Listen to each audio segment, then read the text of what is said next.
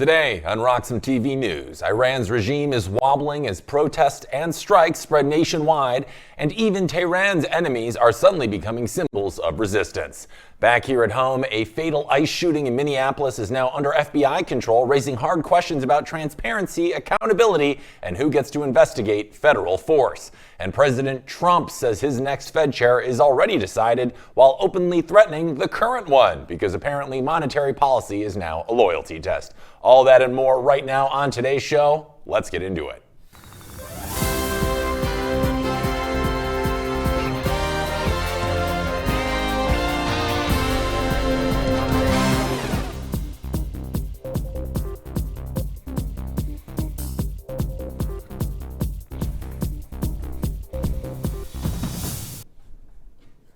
All right, welcome to RoxomTV News and happy Friday. I'm Hank Hudson. Today we are starting off in the Middle East, where Iran's clerical leadership is facing one of its most serious legitimacy crises in decades, as nationwide protests expand amid economic collapse, rising repression, and growing foreign pressure. Now, what began last month as demonstrations over a sharp fall in the value of Iran's currency has now spread to all 31 provinces, pulling in shopkeepers, students, workers, and young men across a wide range of social and economic groups. Now, the unrest has moved well beyond isolated street protests. It has now evolved into rolling strikes, including among merchants and workers, disrupting daily economic life and putting sustained pressure on the state. Now, analysts say this moment reflects more than anger over inflation or currency collapse. They describe a deeper rupture between Iran's rulers and a population that is younger, poorer, and increasingly disconnected from the ideology that underpinned the Islamic Revolution. Now, the slogan-heavy loyalty of earlier generations has been replaced by economic despair, exhaustion, and open defiance. Video footage verified by the BBC shows large crowds marching through Tehran, Mashhad, Isfahan, and other major cities. We're going to bring that up. Let's take a look at it.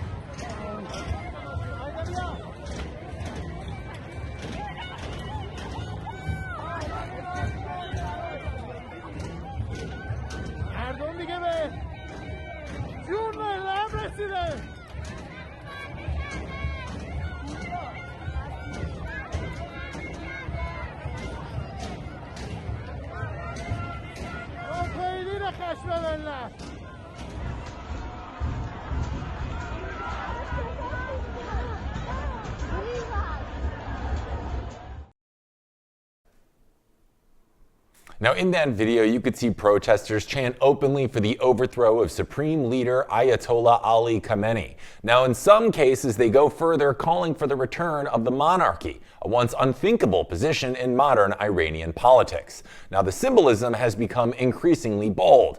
Protesters have been seeing toppling statues of military commanders, a direct and public rejection of the regime's authority.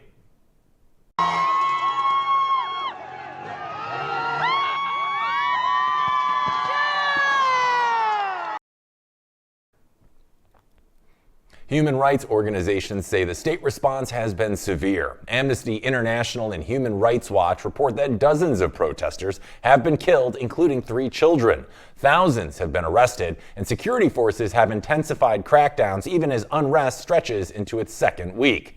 Now, authorities have also imposed nationwide internet blackouts, a tactic Iran has used during past protest waves to disrupt coordination and control information. Now, President Masoud Pezeshkian has attempted to calm tensions by pledging to crack down on price gouging and urging restraint by security forces. But analysts say real power does not rest with the president. It rests with Supreme Leader Ayatollah Ali Khamenei and the Islamic Revolutionary Guard Corps. And that leadership appears to be hardening its position. You see, inflation is now running near 40%, and the and it has hit record lows. The rial's hit record lows. And many Iranians interviewed by Reuters say they no longer believe the system is capable of reforming itself. Now, Khamenei has dismissed protesters as vandals and vowed that the state will not back down, signaling a familiar strategy of repression paired with limited concessions. But analysts warn that this approach may be losing effectiveness as economic conditions deteriorate and public trust continues to erode. Now, from the outside of the country, Iran's exiled crown prince has added fuel to the moment. Reza Pahlavi, speaking with Fox News, said Iranians have never been more committed to the fall of the regime. Let's take a look. In all these years, I've never seen an opportunity as we see today in Iran. The Iranian people are more than ever committed to bring an end to this regime, as the world has witnessed in the last few days. The level of demonstrations unprecedented in Iran, over 100 cities and millions of people on the street chanting death to the dictator, an end to this regime.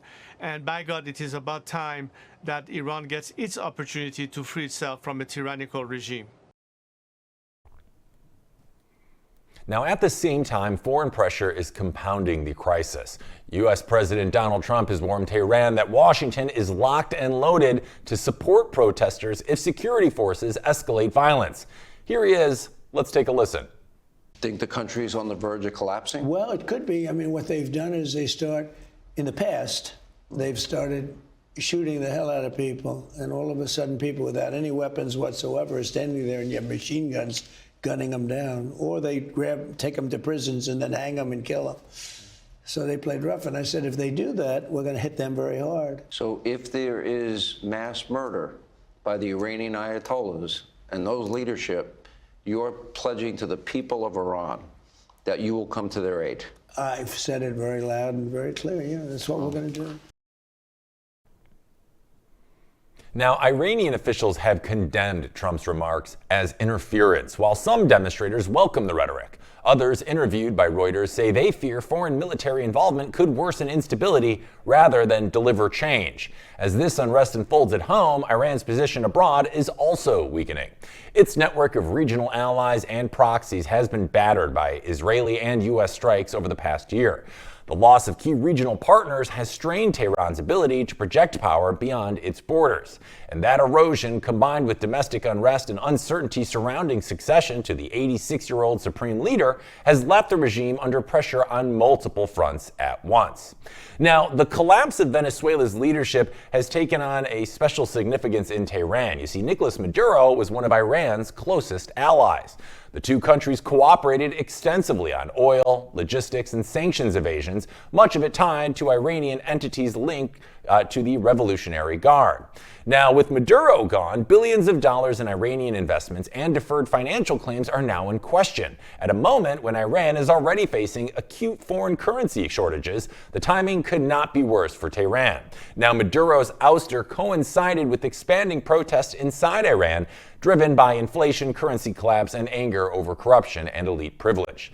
For Iran's leadership, the comparison is deeply uncomfortable. Both systems relied heavily on security forces, ideological loyalty, and foreign alliances to survive. In Venezuelans' case, those pillars ultimately failed. There is also a strategic warning embedded in the episode here. Venezuela and Syria, both allies of Khamenei, have beneficiaries of Russian backing, collapsed or weakened despite Moscow's political support. Now, that has prompted quiet debate inside Iran over whether formal alliances offer real protection when global power dynamics shift. Iran's response has been, well,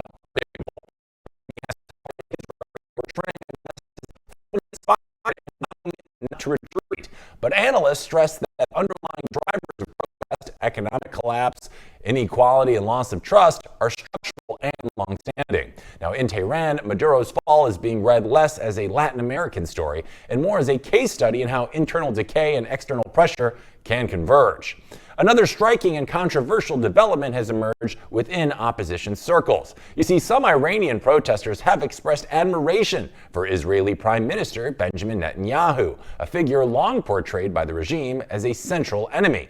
Now, according to interviews cited by I-24 News and the Jerusalem Post, protesters speaking anonymously to Israeli media have described Netanyahu as the most popular political figure in Iran among certain regime opponents. Now, that claim reflects anger at Tehran's leadership, not broad support for Israel. Now, protesters told Israeli public radio KAN that Israel is seen by some as having directly confronted Iran's ruling elite through targeted strikes on military and regime-linked infrastructure while avoiding civilian casualties. On social media, hashtags like "Thank you Trump" and "Thank you Bibi" have appeared as symbolic expressions of defiance. Now, This rhetoric has enraged Iran's leadership. Now, Khamenei has accused protesters of acting on behalf of foreign powers, calling them vandals and mercenaries. He has framed any praise of foreign leaders as part of a foreign-backed conspiracy to destabilize the state. Analysts caution against taking the sentiment too literally, and many protesters emphasize support for foreign intervention. Instead, they reflect a desire for pressure on the regime, not occupation or invasion.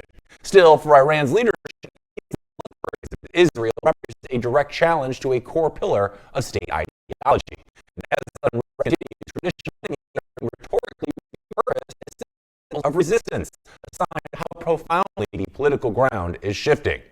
Now, here's the part I think that really matters, okay? This doesn't look like a protest wave the regime can simply outweigh. It looks like a population that has stopped negotiating with the future. And when people stop believing a system can reform itself, the system enters a countdown, not always to collapse tomorrow, but to irrelevance. And that's the dangerous phase here, because repression works until it doesn't, allies help until they can't, and ideology holds until people can no longer afford groceries. Iran isn't falling or failing because of slogans or hashtags. It's cracking because the math stopped working, the promises stopped landing, and fear stopped being enough. Now, whether this ends in reform, fracture, or something far more chaotic is still an open question. But one thing is clear: this regime is no longer governing from confidence. It's governing from momentum, and momentum eventually runs out. All right, we're taking a quick break here at RoxomTV News, but when we return, we'll be back with our first guest of the day, Fernando, Bitcoin libertarian, to talk about Venezuela and much more. So stay tuned. We'll be back right after this quick break. Welcome back to RoxomTV News. So this just in, U.S. authorities have moved to seize another oil tanker linked to Venezuela, taking control of a Russian-flagged vessel operating in the Caribbean. Now, the ship had left Venezuela fully loaded shortly after Nicolas Maduro was captured by U.S. forces and was heading back toward Venezuelan waters when American officials intervened. It's now the fifth tanker targeted in just weeks, part of the Trump administration's most aggressive enforcement campaign against sanctioned Venezuelan crude in years. And yet, while tankers are being seized and shipments are being disrupted, financial markets are moving in the opposite direction. You see, since Maduro's arrest, investors holding Venezuela's defaulted government and oil company bonds have seen sharp gains. One hedge fund says it generated roughly 30% returns following Maduro's removal and believes there could be further upside ahead. Now, that optimism is tied almost entirely to oil. The Wall Street Journal reports that President Trump plans to meet with major U.S. energy companies, including Chevron, ConocoPhillips, and ExxonMobil, to discuss potential investments in Venezuela's oil sector. Even the possibility that sanctions could eventually ease has been enough to reprice Venezuelan debt. And Venezuela's bonds entered default in 2017 after sanctions cut off refinancing and oil production collapsed, starving the economy of foreign currency. Now, the country shrank from roughly a $500 billion economy to under $100 billion. Investors argue the oil never disappeared. What vanished was the infrastructure. Rebuilding production would require massive amounts of investment, likely from U.S. bondholders and energy firms expecting a share of future profits. Some banks are already adjusting their outlook. Barclays upgraded Venezuelan bonds after Maduro's capture, while others warn that political reconstruction and obligations to China and Russia could complicate the recovery. Now, why this should matter to people at home watching? Well, because this story shows how quickly markets reprice risk when power shifts. Regime change doesn't just change headlines. It reshapes energy flows, capital markets, and geopolitical leverage almost overnight. Now, joining us to talk about this story and others, we have one of our good friends of the program, the one and only Fernando, the Bitcoin libertarian. Fernando, Happy New Year. How are you? Great to have you back. Happy New Year. Happy to be back here again after the holidays. It's been very nice here. We enjoy the New Year, the Christmas, but now we are back in action. The year started really really spicy, I would say, with this news of Trump capturing Maduro and all this turmoil that is happening in the world. Let's see how it moves. Absolutely. Well, I got to say, Fernando, I'm loving the new background. You look downright angelic right now, so I'm excited more than ever to chat with you this morning. So let's get into this first story here. Um, so, Fernando, for those people watching at home, we saw Venezuela's bonds jumped after Maduro was arrested, even as the U.S. is seizing oil tankers. So my question to you is, how can investors feel more confident at the same time pressure on the country is actually increasing? What is your read on this situation right now? Well, this is simple. First of all, when a dictator of Maduro's kind falls, I think that the markets start having more trust in the country. Same happened in Argentina when the former administration that was close to Maduro lost the election and Milei administration took office. The bonds were up. The I don't know how to say in English, but the risk went down of debt. And I think that this is important because the invasion of I don't want to say invasion, but the conflict is about oil. Venezuela has the biggest reserves of oils estimated in around 18 trillion US dollars. But Venezuela doesn't have the infrastructure, as you said, to take him out of the ground. So if now United States start kind of administrating the country, a lot of investment will come to extract the oil, and of course the country is gonna become wealthier, and as they will have a US administration, of course I think that the bondholders think that they will get paid. It's different if you have a government from United States administrating the oil instead of a socialist government. So I think that that is the reaction of the markets. The markets are reacting to this news that United States is gonna, I don't know if a United States official is gonna be in the power of Venezuela. I think that Delcy Rodriguez will continue, but United States will be like a tutor of the transition of the country, and it will help to extract all the oil from the reserves that now are stuck because there is no infrastructure. Is he there? Can you hear me? No. Oh, I can hear you perfect. There we go. Yeah, I got your back. Thank you. So, Fernando, I got a question. Sorry, go ahead. Finish up. have you listened all what I said? I missed a little bit at the end. We got a little disconnected. Okay, no problem. Okay, no problem. It's okay. No more to say. Yep. Well, then I've got a question for you, Fernando. As a native South American, how do you feel about, or what is the temperature you're gauging about America coming into Venezuela, just taking Nicolas Maduro and his wife almost overnight and kind of setting in these big changes? Does this worry you at all? Or as a South American, are you glad this is happening? What are your feelings about it? I am glad that this happened because this guy destroyed Venezuela. He generated 8 million people leave the country with his. In fact, there are 2 Argentinians in jail in Venezuela now because they are opposed to the regime. So every time I'm a Bitcoiner, I'm a libertarian. Every time a dictator falls, for me, it's super happy. And I'm so happy that Donald Trump has picked up this criminal, and I hope he is judged in the United States. He pays for all his crime, and he goes to jail for the rest of his life. So on the other side, in Argentina, there is a lot of Venezuelans living. And in the Bitcoin community of Argentina, there are a lot of Venezuelans living. They are super happy. So if the people from the country are happy, I think that we cannot interfere on that. In my side, I'm super happy because I know Maduro was a partner of the Kirchner administration that destroyed our country. So I hope that now I think that this gives a hope for Venezuela people to recover their country and make this country great.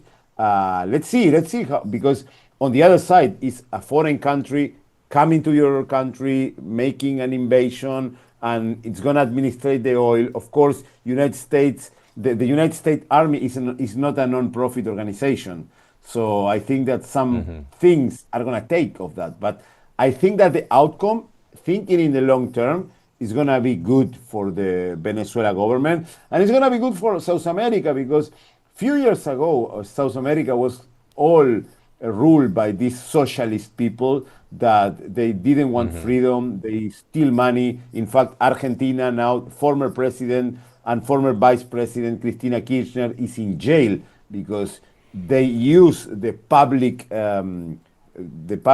expense or the building roads, building hospitals to steal money. So when all of these dictators fall, for me, it's good news.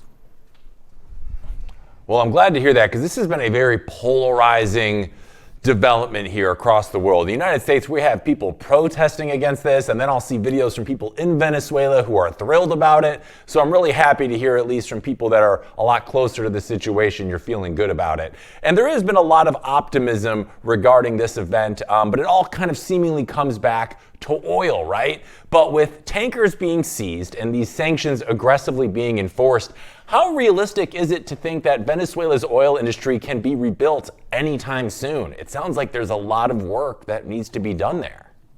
No, soon. I was watching the other day the Jacques Moller's show that he was explaining something about that. And I think that to rebuild the oil, it's going to take at least 5 years. These investments, you cannot do an investment on an oil plant for overnight. So I think that the investment will take at least 3 to 5 years. I'm not an expert on oil. The funny thing was like when I was flying to Argentina, next to me in the plane was a guy who was working in the oil field in Argentina, and he was talking about the investments that they were doing, that probably I think that the investments started around 2023, and probably at the end of the decade, Argentina is going to take a lot of money from the oil. So if United States start making investment now, probably in 5 years, we can start seeing the profit from this oil to Venezuela. Yeah, it's certainly no quick fix, but I'm also hoping during those 5 years, with help from the United States, they're able to insert a new era of stability within Venezuela, a country that certainly seems to be needing it. So I'm like you, I'm optimistic about the situation, but we'll see how it ultimately ends up playing out. All right, we're going to move on to our next story, Fernando, over in China, where regulators are taking a hard look at a major U.S. tech deal that sits right at the intersection of artificial intelligence and geopolitics. China's Ministry of Commerce has launched an investigation into Meta's acquisition of AI startup Manus, citing concerns related to export controls and technology regulations. You see, Meta acquired the Singapore-based company last month as it looks to integrate advanced AI agents across its consumer and enterprise products. While Meta did not publicly disclose the purchase price, reporting indicates the deal closed at more than $2 billion. Now, Chinese officials say the investigation will assess whether the acquisition complies with laws governing technology imports, exports, and overseas investments. The Ministry of Commerce stressed that China supports international cooperation, but only when it aligns with domestic laws and regulations. Now, Manus has an unusually global backstory. You see, the company began as a product of a Chinese startup before relocating to Singapore earlier this year as it expanded internationally. It drew attention after launching an AI agent capable of tasks like market research, coding, and data analysis. Manus has said it passed $100 million in annual recurring revenue just 8 months after launching its product, a pace it described as among the fastest in startup history. Now, Meta has said the Manus team will join its efforts to deliver general-purpose AI agents across its platforms, including Meta AI. Now, industry analysts say China's response underscores how Beijing views advanced AI agents, models, and related intellectual property as strategic assets. So experts suggest the most likely outcome is not an outright block of the deal, but a longer approval process and potential restrictions in how technology developed in China can be used or transferred. Now, that uncertainty gives Chinese regulators leverage in a high-profile U.S.-led acquisition. The probe also comes as Meta continues to spend aggressively on AI, investing billions to keep pace with the rivals like OpenAI and Google. Now, why this should matter to people watching at home? Well, because AI development is no longer just about innovation or market competition. It's increasingly shaped by national security concerns, export controls, and political leverage, which means global tech deals now move at the speed of diplomacy as much as code. All right, we're bringing Fernando back. Fernando, for viewers at home who might be confused by this, Why is China even involved in reviewing a deal between Meta, a company now and a company now based in Singapore? Why do you think they care? Well, first, what I read about that is that the company was originally from mainland China and they moved to Singapore. Right. So they started in China. So probably, I'm not sure because I didn't go in deep with the news. I just read, but probably it has the Chinese government made a lot of investment in tactic industries, like for example AI, for example electric vehicles. So probably, and again, I'm not saying that this is the case. I will be reading after the show more in depth, but probably the government has some funding on this company. In the beginning, they got some help from the government, and now they moved to Singapore, and they are being sold to Meta, that is a company from your enemy. And this also, I think that these things, this control of China is connected with the first topic about the petroleum, because the oil. Because I think that many analysts now, when they say United States is going to Venezuela, China is involved, Russia, many people is going to say, oh, it's coming the Third World War, the military spend. I think that the next wars are going to be fought in the cyberspace. So, China, the role that China has in the world now is because they dominate manufacture. Nobody can take the lead from the China about manufacturing. So how can countries compete with China? With AI and energy. So I think that this is a move that China said, I don't want to sell a company that has probably our technology, that they know they were built or they were coded with technology they took from China. Probably there was some help on the government to start building this company, and now going to a company based in the United States. So I think that these are the things that we need to take attention now. How the AI starts moving, because I agree with, there is a book about Bitcoin called Software from Jason Lowry. I think that is a major or a general from the US Army, and he explains about that. He explains about the wars of the future. And the wars of the future are going to be fought on the cyberspace. And now China, the only way that they can lose their top position in the world is if they lose the AI race. They already won the manufacturing race. They are winning the electric car race. They are very advanced on the energy phase. So if they win the AI race, they will gonna be the first in the world. I think that with AI, you can get a lot of productivity, and that can help to the east, to the west hemisphere, to fight back China with the manufacturing and all the things. Yeah, no, I can't say this is surprising at all. I mean, this is something I feel like we're seeing more and more, not just from other countries, but our own country as well. I mean, I don't know if you're familiar with, there's a Chinese company called DJI that makes drones. That's a Chinese company. I own some DJI drones, and I know America is talking about putting sanctions on them, where they might not even be able to sell them in the United States anymore, because like you said, the wars aren't physical the same way, or a lot of them aren't. They're fought in cyberspace over power, strategic resources, and information. And that's what we're seeing right now with the DJI situation. They have all these drones that are made in China that are taking photos and videos of all over the world, including America. And who knows if they can just take that information, bring it back to China, and use it however they want. So it's not surprising to see a Chinese company being like, hey, let's protect our interests first before completely signing off on this Facebook deal. So that I definitely agree with you on that point. And I would also like to know, from your perspective, Fernando, does a situation like this kind of show that governments now see AI as a strategic asset, almost like an energy or weapons, rather than just a tech product? Because that kind of seems to be the way the world is moving right now. What are your thoughts on that? I think that everyone must see AI as an strategic asset. Governments, companies, and people.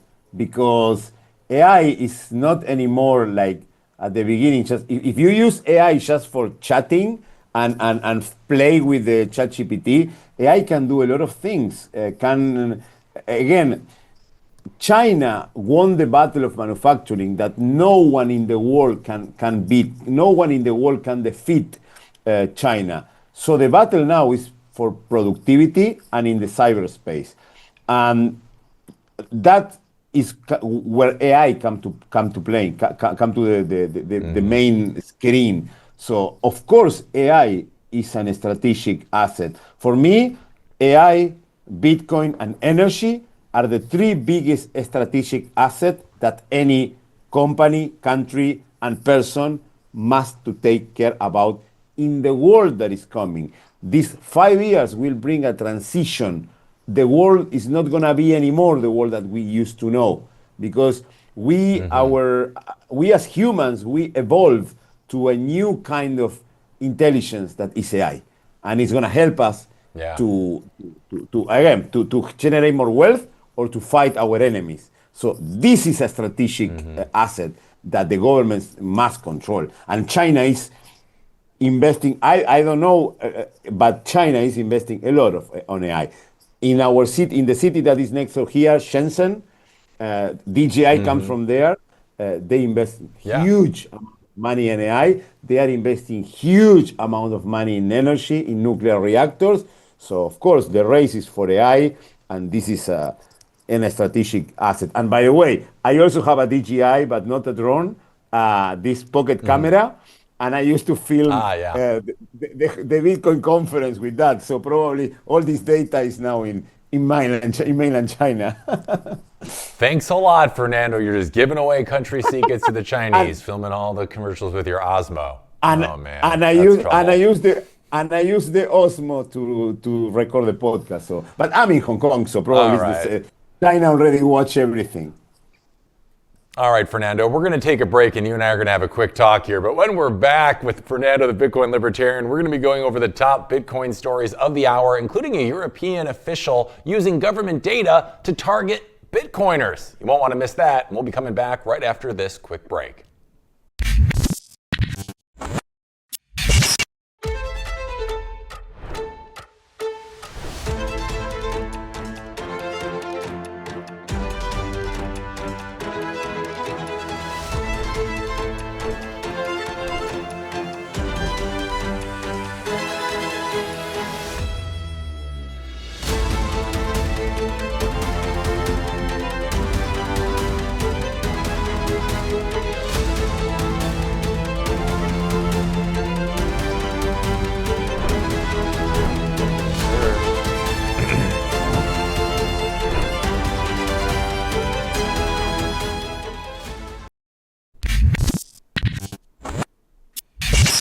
Are you interested in effortlessly growing your Bitcoin portfolio? I sure am. And the Bitcoin credit card by Gemini earns you Bitcoin back on every purchase. You can use it like any credit card. Buy lunch, gas, or your weekly groceries, and you'll earn up to 4% back instantly in Bitcoin or one of over 50 other cryptos straight to your account.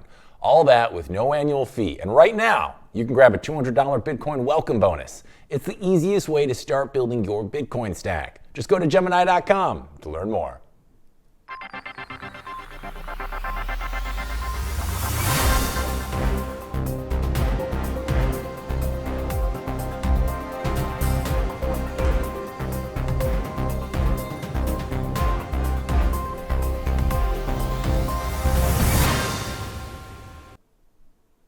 Welcome back to RoxomTV News. Currently, Bitcoin is sitting at around $91,000 this morning. So let's get to one of our top Bitcoin stories of this hour, coming from France, where a case is unfolding outside of Paris, raising serious questions about data access, insider abuse, and organized crime. You see, a former tax office employee has been formally charged with criminal conspiracy after allegedly using government tax software to target Bitcoiners.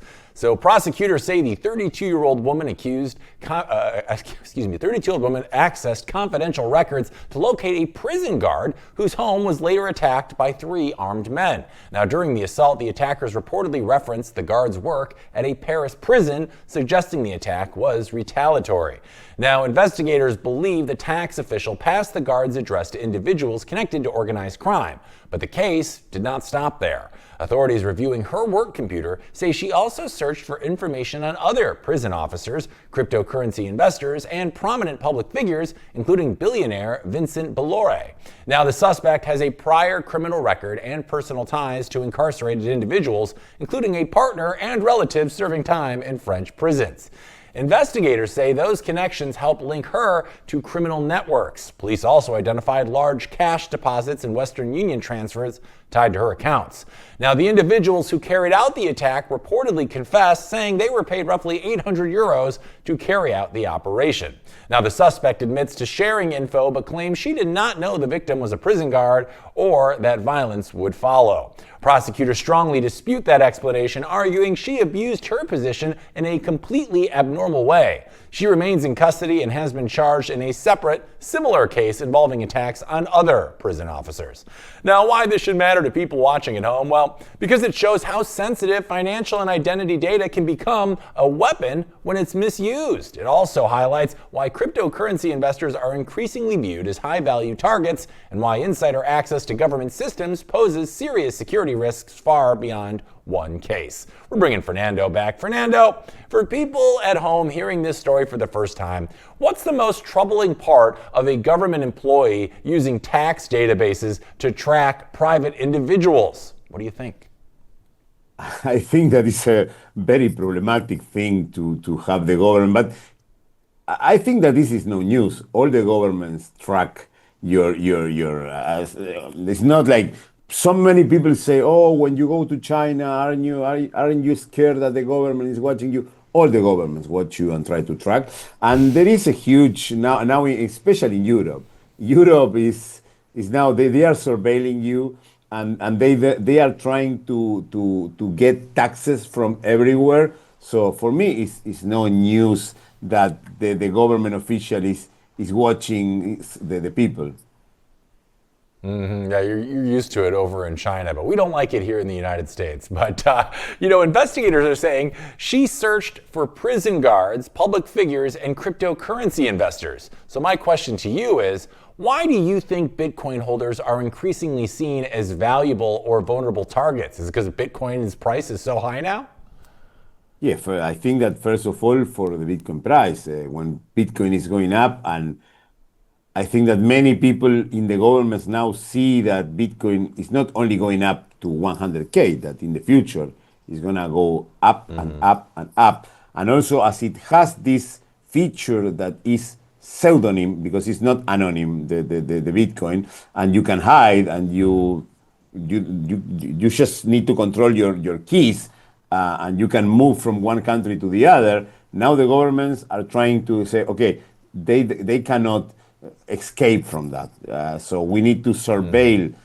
Of course, there are criminal gangs that are taking hostage to Bitcoin holders and steal the money. But yeah, of course, the governments, I think that the governments also try to solve all the problems by charging taxes to the population.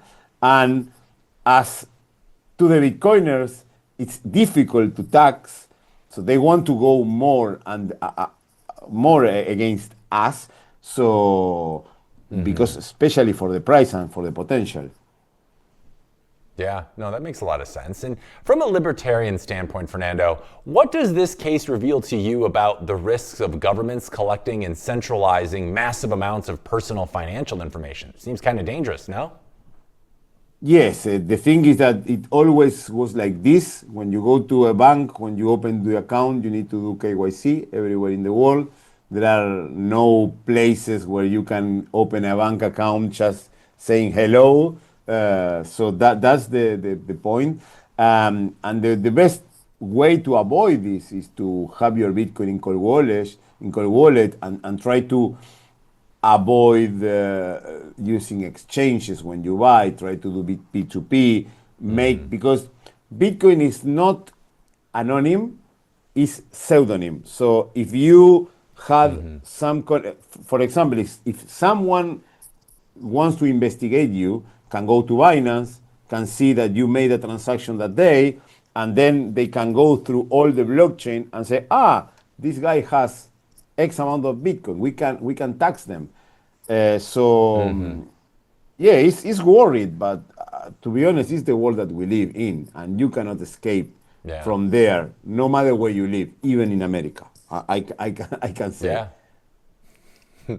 Very true, very true. And I have one other question about this story, Fernando. Do you feel like this particular story kind of strengthens the argument that financial privacy, including tools like Bitcoin, isn't about hiding wrongdoing, but instead about personal safety? Do you think this story reflects that at all? Yes, of course.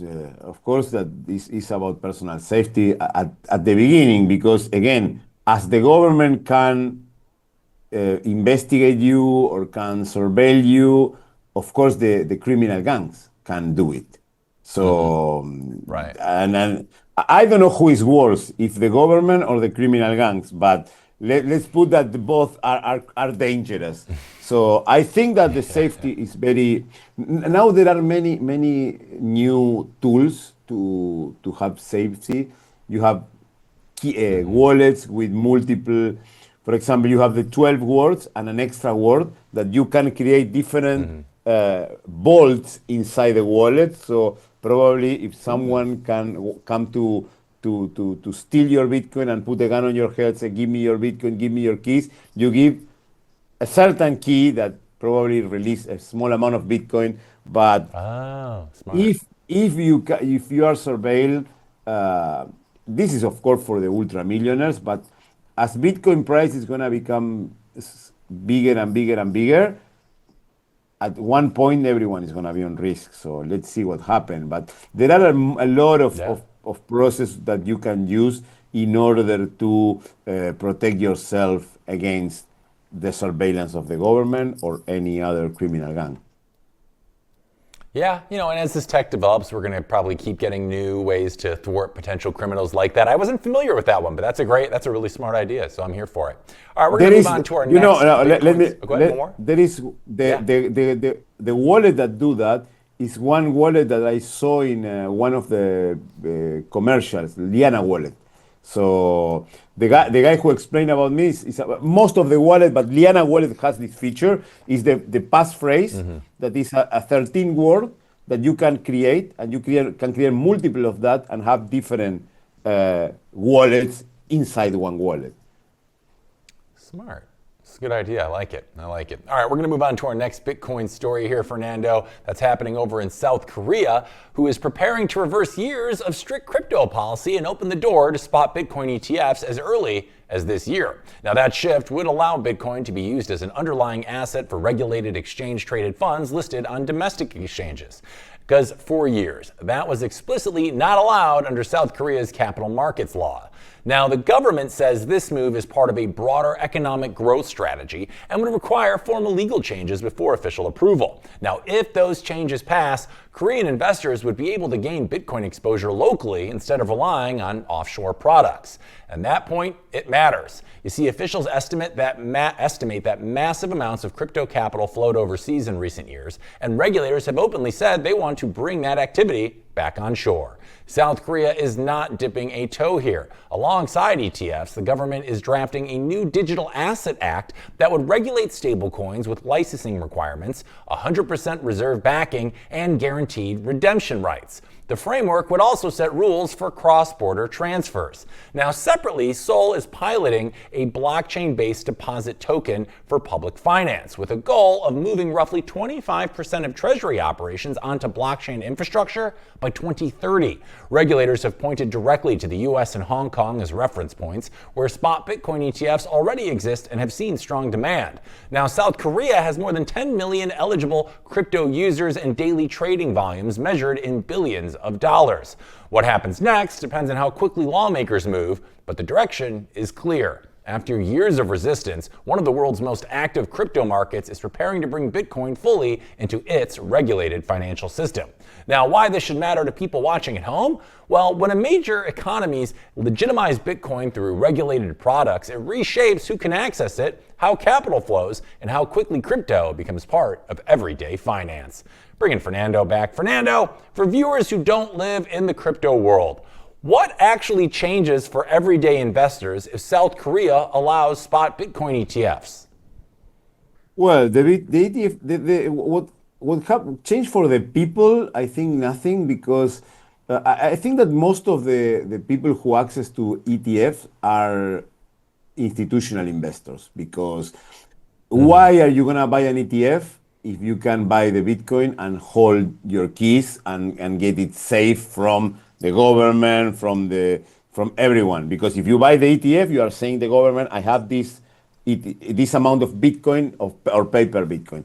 But it's good use for institutional investors that they cannot buy Bitcoin. For example, a company cannot buy a Bitcoin and put in the balance sheet, but they can buy an ETF. So the ETFs are gonna canalize a lot of money. They are not gonna be the guy who go to the exchange and buys $10,000 on Bitcoin. It's gonna be for companies that want to invest in Bitcoin and will drive huge amount of money. So with this money coming to the ETF need to go and buy the Bitcoin, the coin.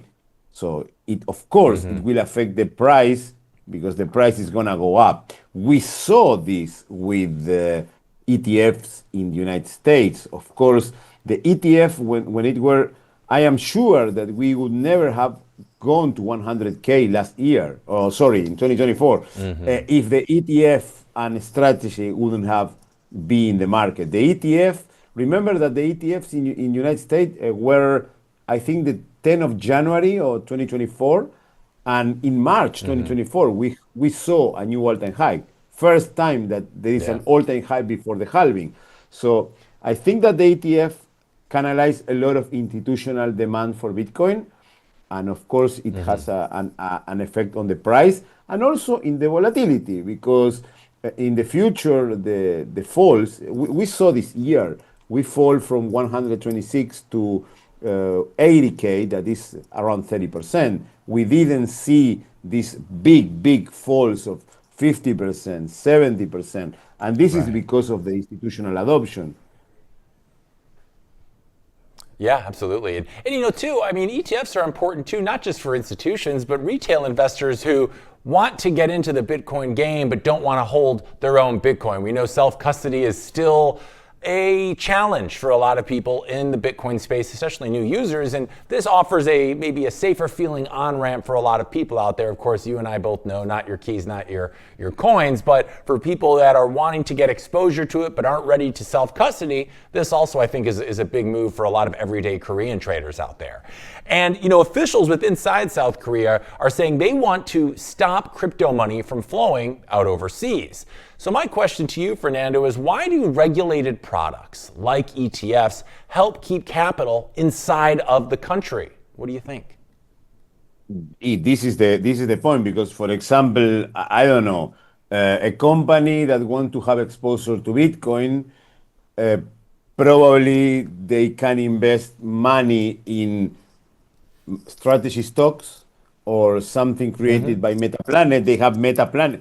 There is a big fight again between South Korea and Japan. So probably companies can invest in Metaplanet because they have exposure to Bitcoin and the money flows out of South Korea. With this instrument, the money stays in South Korea.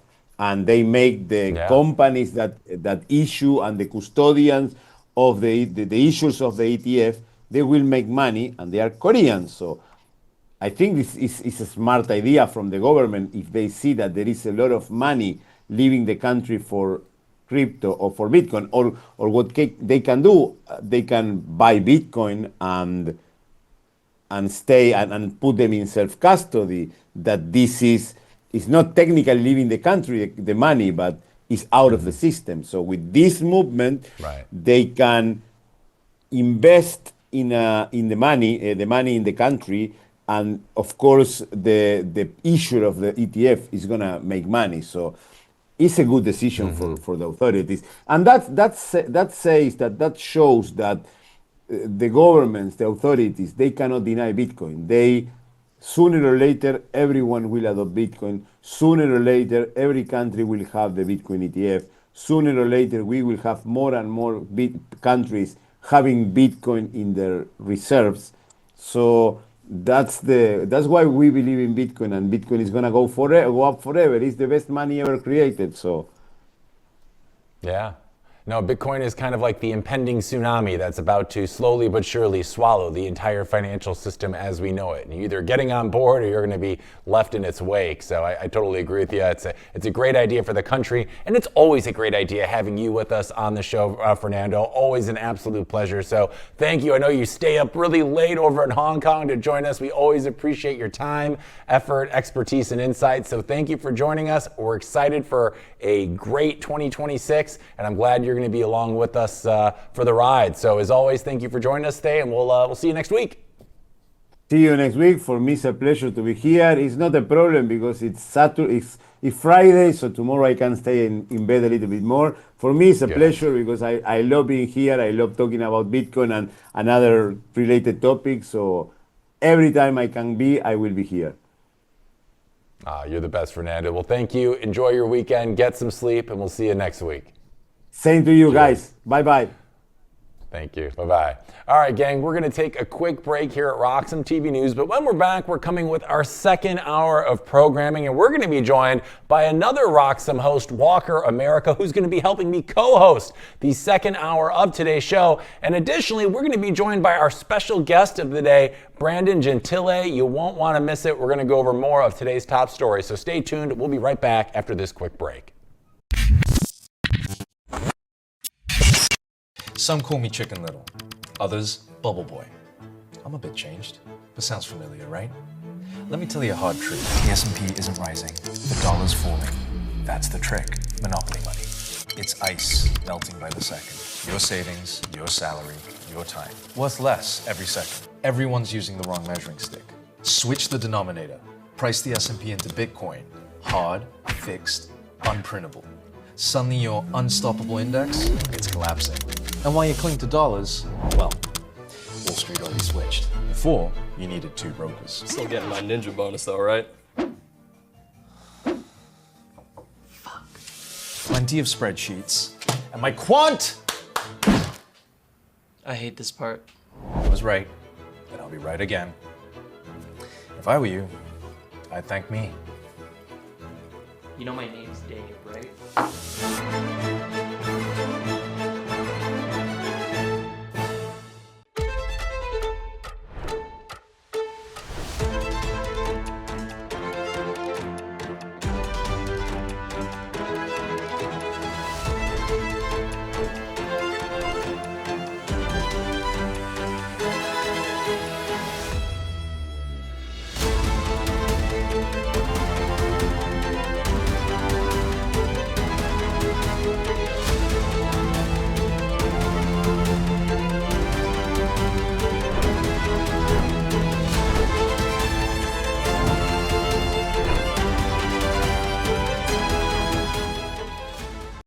Security matters.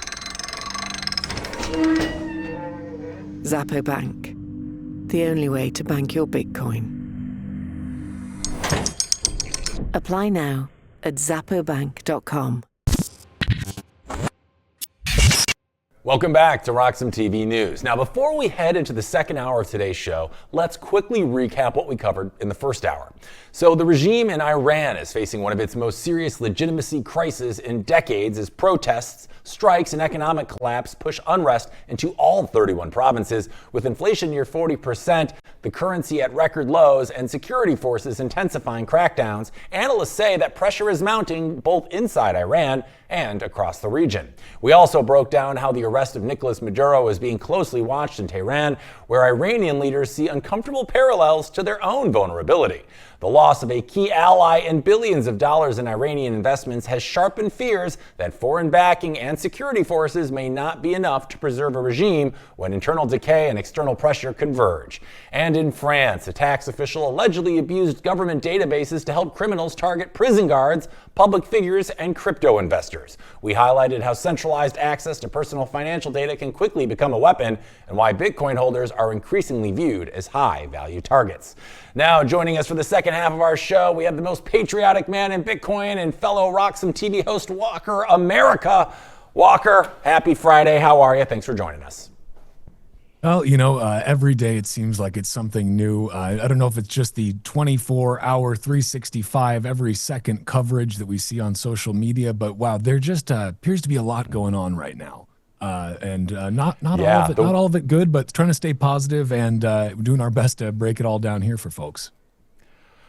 Yeah, absolutely. There's a lot of things happening all at once. It kind of reminds me of the beginning of last year. I remember the beginning of last year also being really hot in the news cycles, and it seems to be we're experiencing a similar phase of that right now in 2026. But hey, I'm here for it. So here's what we're going to be talking about actually in our next hour as we head into the second half of today's show. We're going to be diving into a fatal ICE shooting in Minneapolis now under full FBI control. We'll also break down Trump ruling out a pardon for SBF and how prediction markets like Polymarket are moving into the financial mainstream. So let's get into it. Guys, let's roll the stinger.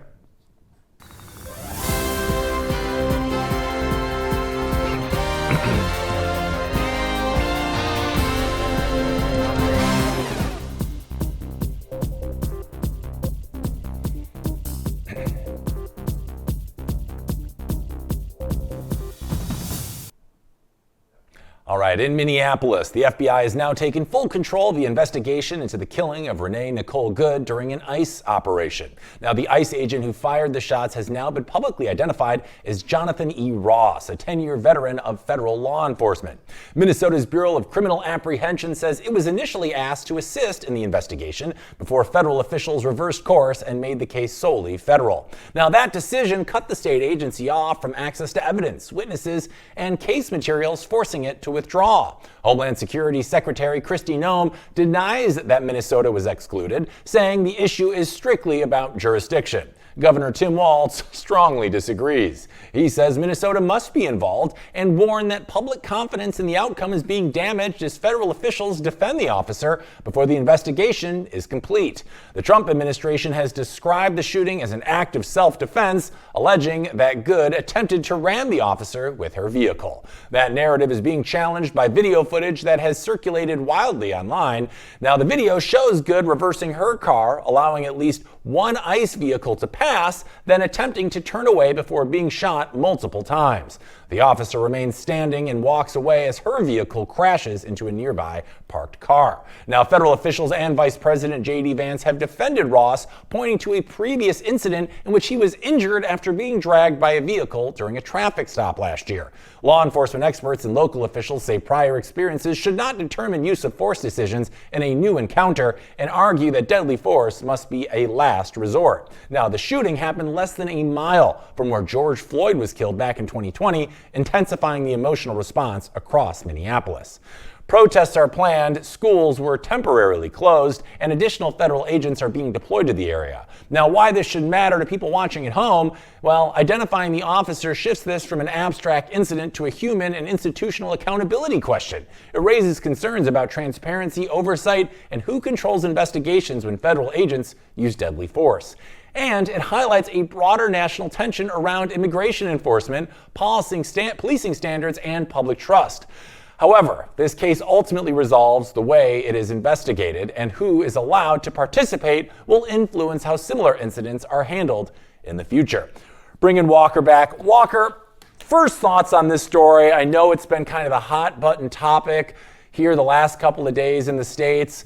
How are you feeling given the information we've gotten so far? Well, I think that it's apparently very easy for a lot of folks to analyze slow motion video footage after the fact and say what should have been done or what they would have done or how one should react in this situation. But the reality of the situation is this is just terrible. Nobody wants, nobody should be celebrating loss of life in any regard. This is very sad. This woman was a mother.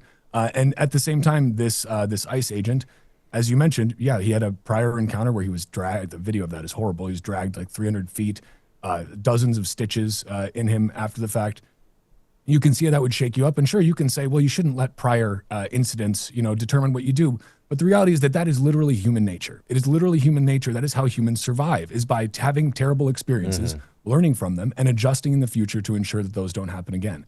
I don't know if this woman, I don't think she was trying to purposely murder the cop. I think that she has been somewhat propagandized by a lot of the media that's out there, thought that she needed to leave her several children at home and go and join this protest, which just, I don't know, that seems unwise to me. But ultimately, I don't think she was trying to, to murder this cop. I think that she got herself in over her head and made a decision that was probably just emotionally charged, put her foot on that gas, and the cop seeing a vehicle, or the ICE agent seeing a vehicle go toward him, made a split-second decision that, you can say you wouldn't have done it, you can say, but I'm sorry, if you see a vehicle barreling towards you, it's pretty difficult not to react in some way, right? So I think overall, this is just a terrible, terrible situation. There's nothing good about this. Nobody wants to see this happen. People trying to overly politicize this, on whether it's on the left or the right, I think it's missing the fact that, this is a situation where we all kind of know it's like you don't mess around with cops, with law enforcement, right? Now, I'm not here defending the use of deadly force in every instance, but the reality is that, boy, if you put yourself in that situation, terrible things might happen. This is a highly charged political environment, especially in Minnesota right now. You've got all of this. Also, you can see, I think one of the reasons that it's being picked up so much by the likes of Tim Walz is because he's facing a multi-billion-dollar massive fraud scandal in his state, the likes of which we have never seen before at this magnitude, the likes of which we will certainly see again in many, many other states. But Minnesota is kind of the canary in the coal mine, it seems, for this. At the end of the day, we cannot really, I think it's impossible for us to go and say, look, here's what you should have done, ICE agent, in this split second where you saw a car coming towards you. It's impossible to say, okay, it's easy to be an armchair expert, but at the end of the day, what happened was terrible. Nobody wants to see a loss of life. When you are, going out into these situations, though, into protest situations, you should be able to protest peacefully, of course.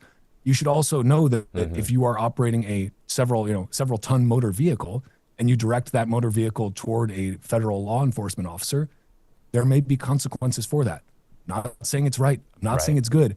I'm just saying that's the reality of the situation. And ultimately, it's very sad to see this loss of life. But I'm sure Tim Walz likes the cover that this gets now because people aren't talking as much about the fraud anymore. But yeah, it's tragic regardless. Yeah, no, I think I agree with you pretty much in everything you said. This is absolutely tragic, but this is, the consequence of, first, I think a couple of bad decisions on her part. You probably shouldn't be blocking police officers doing business, regardless of how you feel about ICE. There are peaceful ways to protest that you're going to be safe from, but then when you kind of are engaging in the middle of this fray and you do it's kind of a shame too, because there's not enough empathy, I think, in this country for the work that police officers do a lot. It's an incredibly dangerous, difficult job. You have to make split-second decisions that can be life or death decisions. And then, like you said, we all get to play armchair quarterback after it. But I know I've watched the video from multiple angles now. Her tires were spinning while he was still kind of in front of the car. So whether you want to agree he was kind of off to the side or whatever, a human response there would probably be fear. And that's understandable. It doesn't mean you shoot somebody in the face necessarily, but it's just, if you don't make bad decisions that put you in that position to begin with, this would have never happened. So I feel for both sides in their own kind of unique ways. And you mentioned, with Tim Walz, he's been talking about this a lot because he's under a lot of fire for that daycare health scandal thing that's going on in Minnesota. And it reminds me kind of what we've seen with Trump before, right? Like, what happened to the Epstein files? Here's Venezuela. Here's other things. It's a classic game of look over here, let's ignore that other thing. And it's particularly interesting in this case now because the FBI has stepped in and took full control of this case. And Minnesota officials lost access to evidence and witnesses. So my question for you, Walker, is in practical terms, what do you think actually changes when a federal agency takes over like this, and why should viewers care about that shift? What do you think?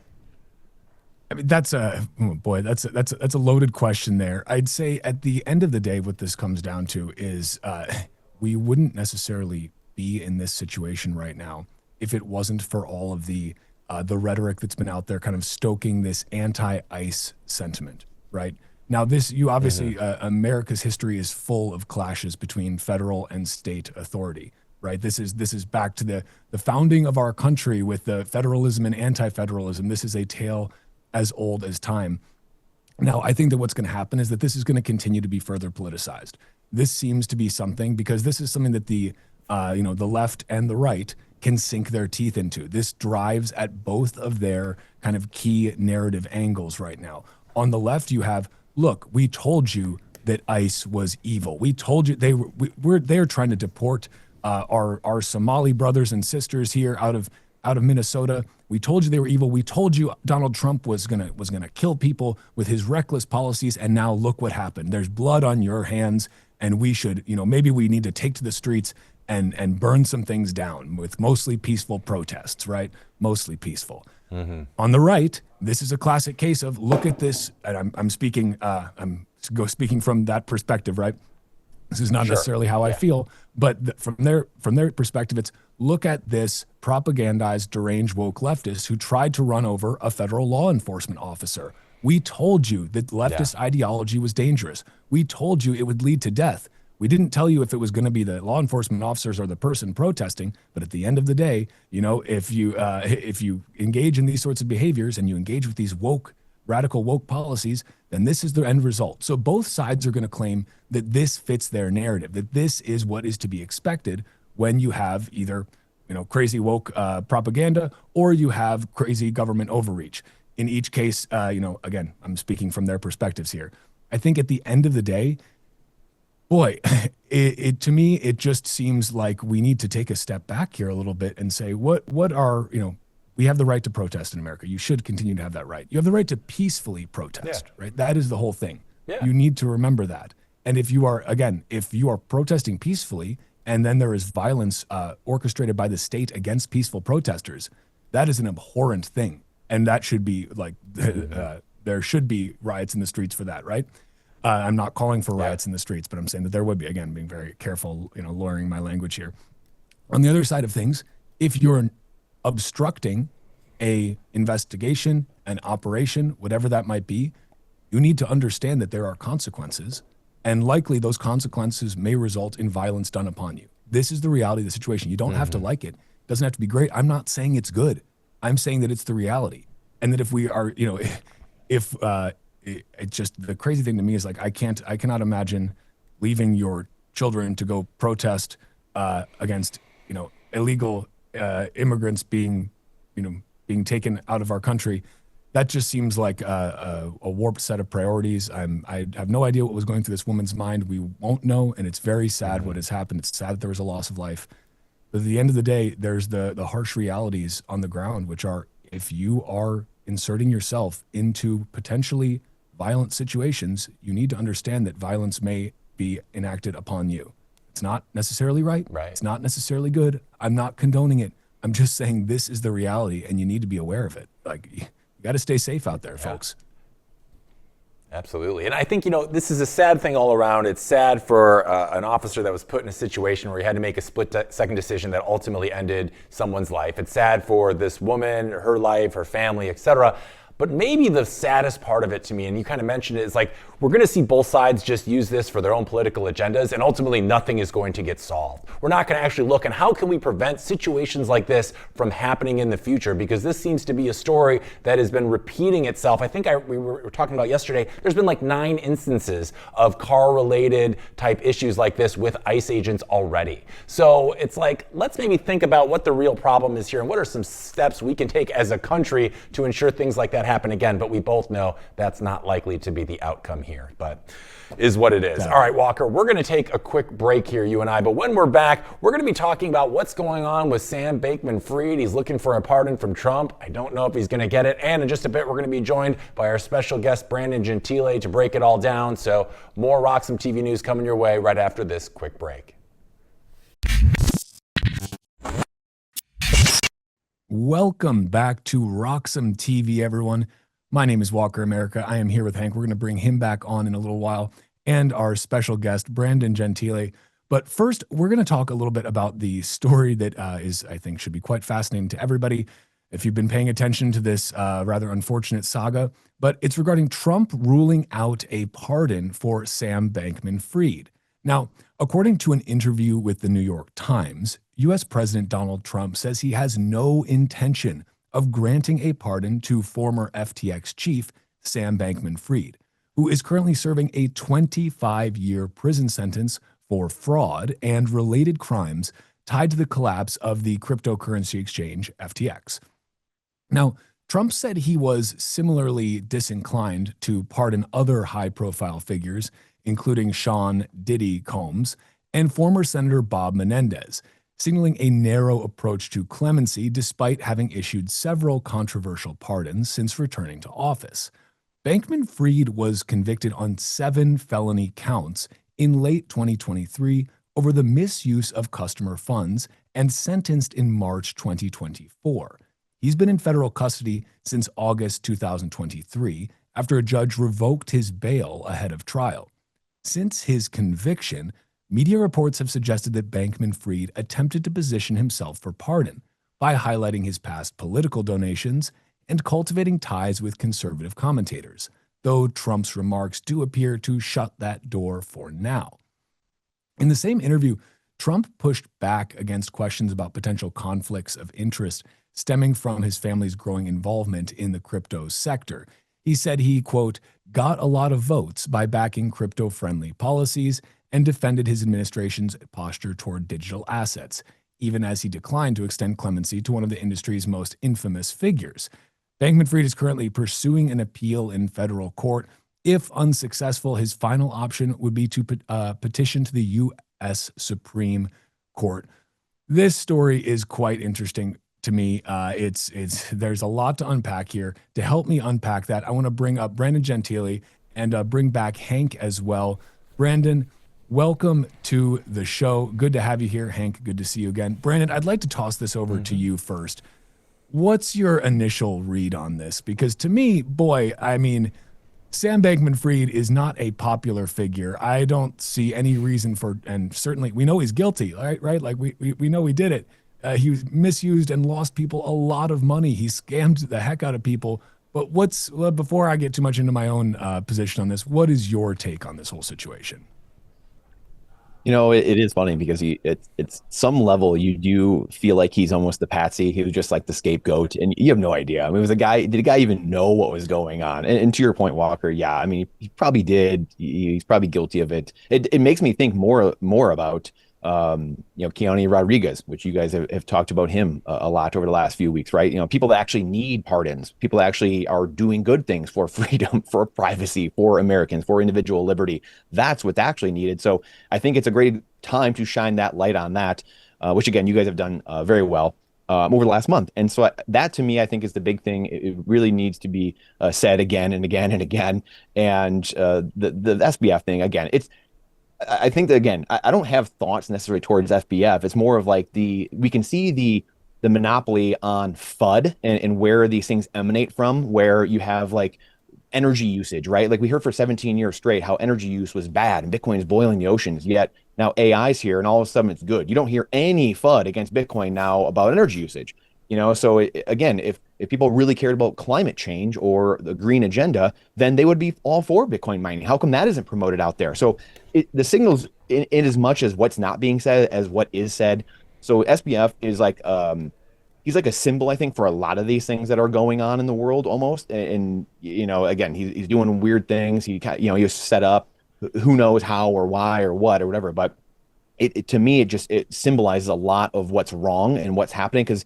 You go back to the Forbes articles, all these different things, the media, the legacy world pushing him out there, pushing these narratives out there of how he's so good and altruistic and stuff like that. And not to be, trying to be with greatest humility possible, but there are very few segments of society that I've seen that are actually more altruistic than Bitcoiners, actual Bitcoiners, not crypto crowd, whatever, all these other crowds. Bitcoiners are here because you and I, Walker and Hank, and all of us talking about Bitcoin isn't pumping our own bags. We're trying to get people onto this network so they can have actual freedom, because that's what Bitcoin gives you, is freedom from this very system that we're talking about. That doesn't do anything to the price of Bitcoin. Now, if we orange pill, a million more people or 10 million more people, which would be great, more freedom for more people, lower civil unrest, make society better, then yes, Bitcoin price in the USD terms will probably go up.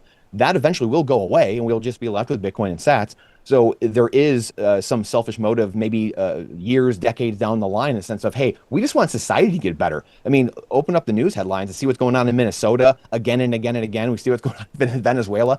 And I think for speaking for maybe us, that the crowd of the 40 and under crowd, we're just sick of it, right? Like we are so sick of seeing everyone get screwed over. We're getting screwed over, our grandparents, our parents, everyone getting screwed over by a few people at the top, or a few hundred entities at the top, whatever you want to call it. But that to me is, he symbolizes all of that and what's wrong, and the false narratives being spread by legacy media and legacy outlets and legacy corporations and legacy entities that benefit from these false narratives. I think you've really touched on something important there, which is the almost sycophantic support that he got when his star was rising. It was like he's the wonderkind. Everyone was so loved him. He's on stage with all the biggest people, all the politicians. He's donating tons of money to the Democrats. He also admitted he donated a lot to Republicans, but through more sly, roundabout ways, because he said, I can't get in trouble with the Democrats for this. So, but then he spoke about it publicly. So I don't know what the deal is there. But the point is that he just seems to epitomize, again, maybe he was a patsy of sorts, but like, boy, everything that was going on there was just, it stank, right? There was a stink to it. It felt weird. It felt fake. It felt manufactured. And ultimately, it just funneled tens of millions of dollars into political campaigns that, well, that money's just gone now. That's just value destruction, ultimately, to benefit a few insiders. But again, Hank, I'll start ranting if I get on this too much. So I want to toss it over to you. What's your read on this? Yeah. I mean, do you think that Trump is just saying this to kind of almost push scrutiny away from himself a little bit? Like, hey, look, see, I'm not involved with these guys. What's your take? Mm-hmm. Well, first, I'd have to agree with Brandon. I think, and you can mention it too, he might have been a patsy in all of this, but let's be real, if he wasn't getting screwed so much in that Bohemian Cabana, he wouldn't be getting screwed over maybe the way he is now. So part of this, we got to let him take the blame for that, right?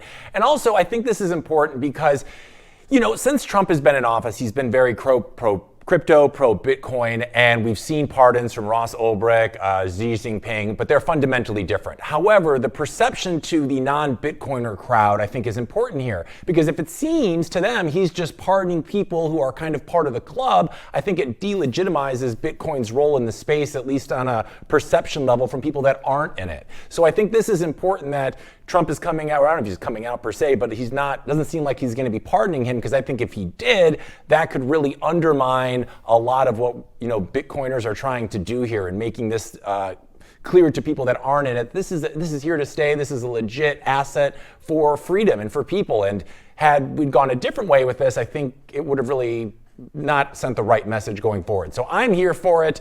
Sucks for SBF, but the messaging here is important. So I like what he's doing here. No pardon for SBF. Yeah, and I think Brandon brought up something important as well, which is the contrast between SBF's story and the story of Keone Rodriguez and William Hill, the Samurai Wallet developers. Mm-hmm. And I would encourage everyone to go to billandkeone.org to sign that petition to keep making noise about this. These guys have now had to report to federal prison. Brandon, I want to toss it back to you just to kind of maybe if you can draw the contrast for folks a little bit. On the one side, to me, it seems you've got, SBF. Yeah, these are, to the outside person, they may just see as, well, these are just two sets of crypto people who are going to jail for crypto fraud stuff, right? They're not looking into it deep. But can you break down a little bit the distinction between, hey, what was SBF doing that got him in jail versus what was happening in the Samurai Wallet case where these guys ended up in jail? Because I think that distinction, it's night and day, and it's very important. Yeah, it is very important because, like you said, not everyone probably knows it. So I'll try to give a quick rundown. But yeah, SBF obviously had the FTX exchange, and they were selling Bitcoin they didn't have, or people were buying Bitcoin. And, this is, again, why we all talk about self-custody so much. People aren't withdrawing their Bitcoin from the exchange, and they're leaving it on there. And then what is it? It's just a digit on a computer, just like if you went to Chase Bank or PNC or Bank of America or whatever it is. So you thought you had Bitcoin, but it wasn't there. So SBF is playing funny games behind the scenes and funneling all that cash and doing whatever he wants with it, the Bohemian villages, and he's funneling it to donor or different political parties. So your cash is being taken and it's being routed somewhere else, and it's not buying the Bitcoin. So then these inevitable bank runs happen, and we see the tide goes out, and we see who's swimming naked, right? And that's what happened with SBF. So he was scamming people at the end of the day. FTX was a scam. That's why Bitcoiners, again, always talk about self-custody, and it's so important. The Keone Rodriguez part of this is wildly different, obviously, where you have some men who were creating technology so humans could have privacy. And just because someone is, whether you're doing something wrong or not, humans have an individual right to privacy. Again, not to go down the founding fathers rabbit hole too much, right? But it's the founders of America understood that, and that's why they created government so small, because they knew the natural state of government was to grow and grow and grow over time, because that's just what happens. There's no other way. That's the end state of government. So you have this world where Keone and Bill were creating this technology to, again, trying to keep it somewhat high level of just, mixing coins and obfuscating, the coins and where they were going. So people, bad actors, the state, whatever you want to call it, can't track Bitcoin, or just, you and I can't track what someone else is doing, because you have that fundamental right to privacy. And you don't have a free world unless you have privacy. Knowing all your thoughts and your actions and everything, everyone knowing that of each other, is not how you have some, that's how you have robots. You have this robotic, desert of the real world from the Matrix, where everything's just destroyed.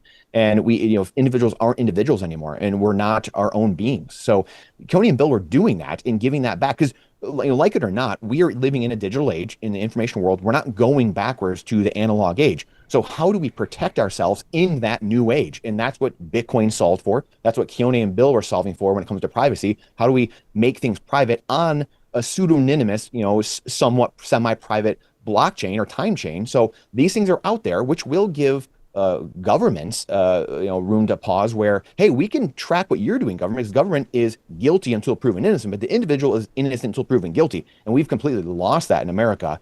And so, but that reckoning's coming. We talked about the 40 and under crowd. That's coming, where people are sick and tired of the 10-tier justice system and all these things happening. So Keone and Bill are, way over here, and you've got, SBF way on the other side of the spectrum, and they could not be further apart from what they were doing. And I think that's, again, I'm glad we brought this up, because it's important for people to understand what's actually happening here.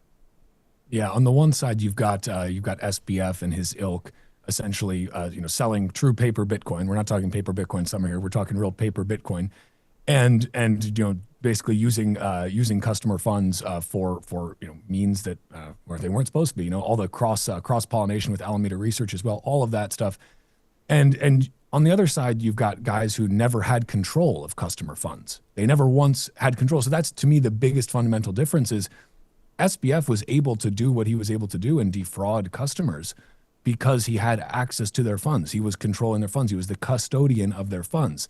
Bill and Keone were running a non-custodial service. They never were custodians. That's why they can't have been money transmitters, because to be a money transmitter, you have to actually control the money at some point. So I would once again encourage people to go to billandkeone.org, sign that petition, donate to the families if you can. If you can't, signing the petition's free. So is sharing the story. So is talking about it, keeping it top of mind. It's a really important one. And as you said, Brandon, if we don't have privacy, all of our other freedoms become a lot harder to exercise. Even free speech. You need the ability to speak privately if you want to be able to also have the ability to speak publicly. And so I think what they have done, what the Samurai Wild Devs did, was a service to Americans and people around the world. And I really would call on President Trump to pay attention to this case. I know it was on his radar. I hope it still is, because if you want to be the quote crypto and Bitcoin capital of the world, you need to be a place where you're not throwing open source non-custodial developers in prison. That just seems like a no-brainer to me. Hank, any last thoughts on this story here? Yeah, I mean, code isn't criminal. So Keon, free Keon. And also I kind of want to go back to what I said earlier. This story I think is so important because it does set a precedent, right? That political support for crypto does not equal immunity for bad actors out there. And I want to make sure that's clear to people that aren't necessarily in the space. And it also signals that, crypto's future legitimacy depends on accountability and not insider access or some kind of political alignment. And frankly, it's a reminder that the SBF era is being treated as something the industry needs to move past and not try to rehabilitate after the fact. Because this kind of feels like, this feels less like a political decision to me and more like a signal that crypto can be part of the future, but FTX's collapse isn't going to be rewritten in any kind of positive light going forward. So I'm happy the way it's going right now, but yeah, free Keon on top of that. We're going to move to our next story, guys. This is also related to Bitcoin, so strap in. So President Donald Trump is once again turning up the pressure on the Federal Reserve, saying he has already decided who his next Fed chair will be, while sharply criticizing the current one. Surprise, surprise. In recent remarks, Trump said he may sue Federal Reserve Chair Jerome Powell for what he called gross incompetence, accusing the central bank of moving too slowly to cut interest rates and, in his view, holding back economic growth. Now, the comments mark the latest escalation in Trump's long-running feud with the Fed, an institution he has repeatedly blamed for keeping borrowing costs too high for consumers and businesses. Now, Trump appointed Powell during his first term, but has since grown openly hostile toward him. While he has previously floated the idea of firing Powell, Trump acknowledged that Powell's term as chair expires in May, saying he is so close to the end that removal may not be necessary.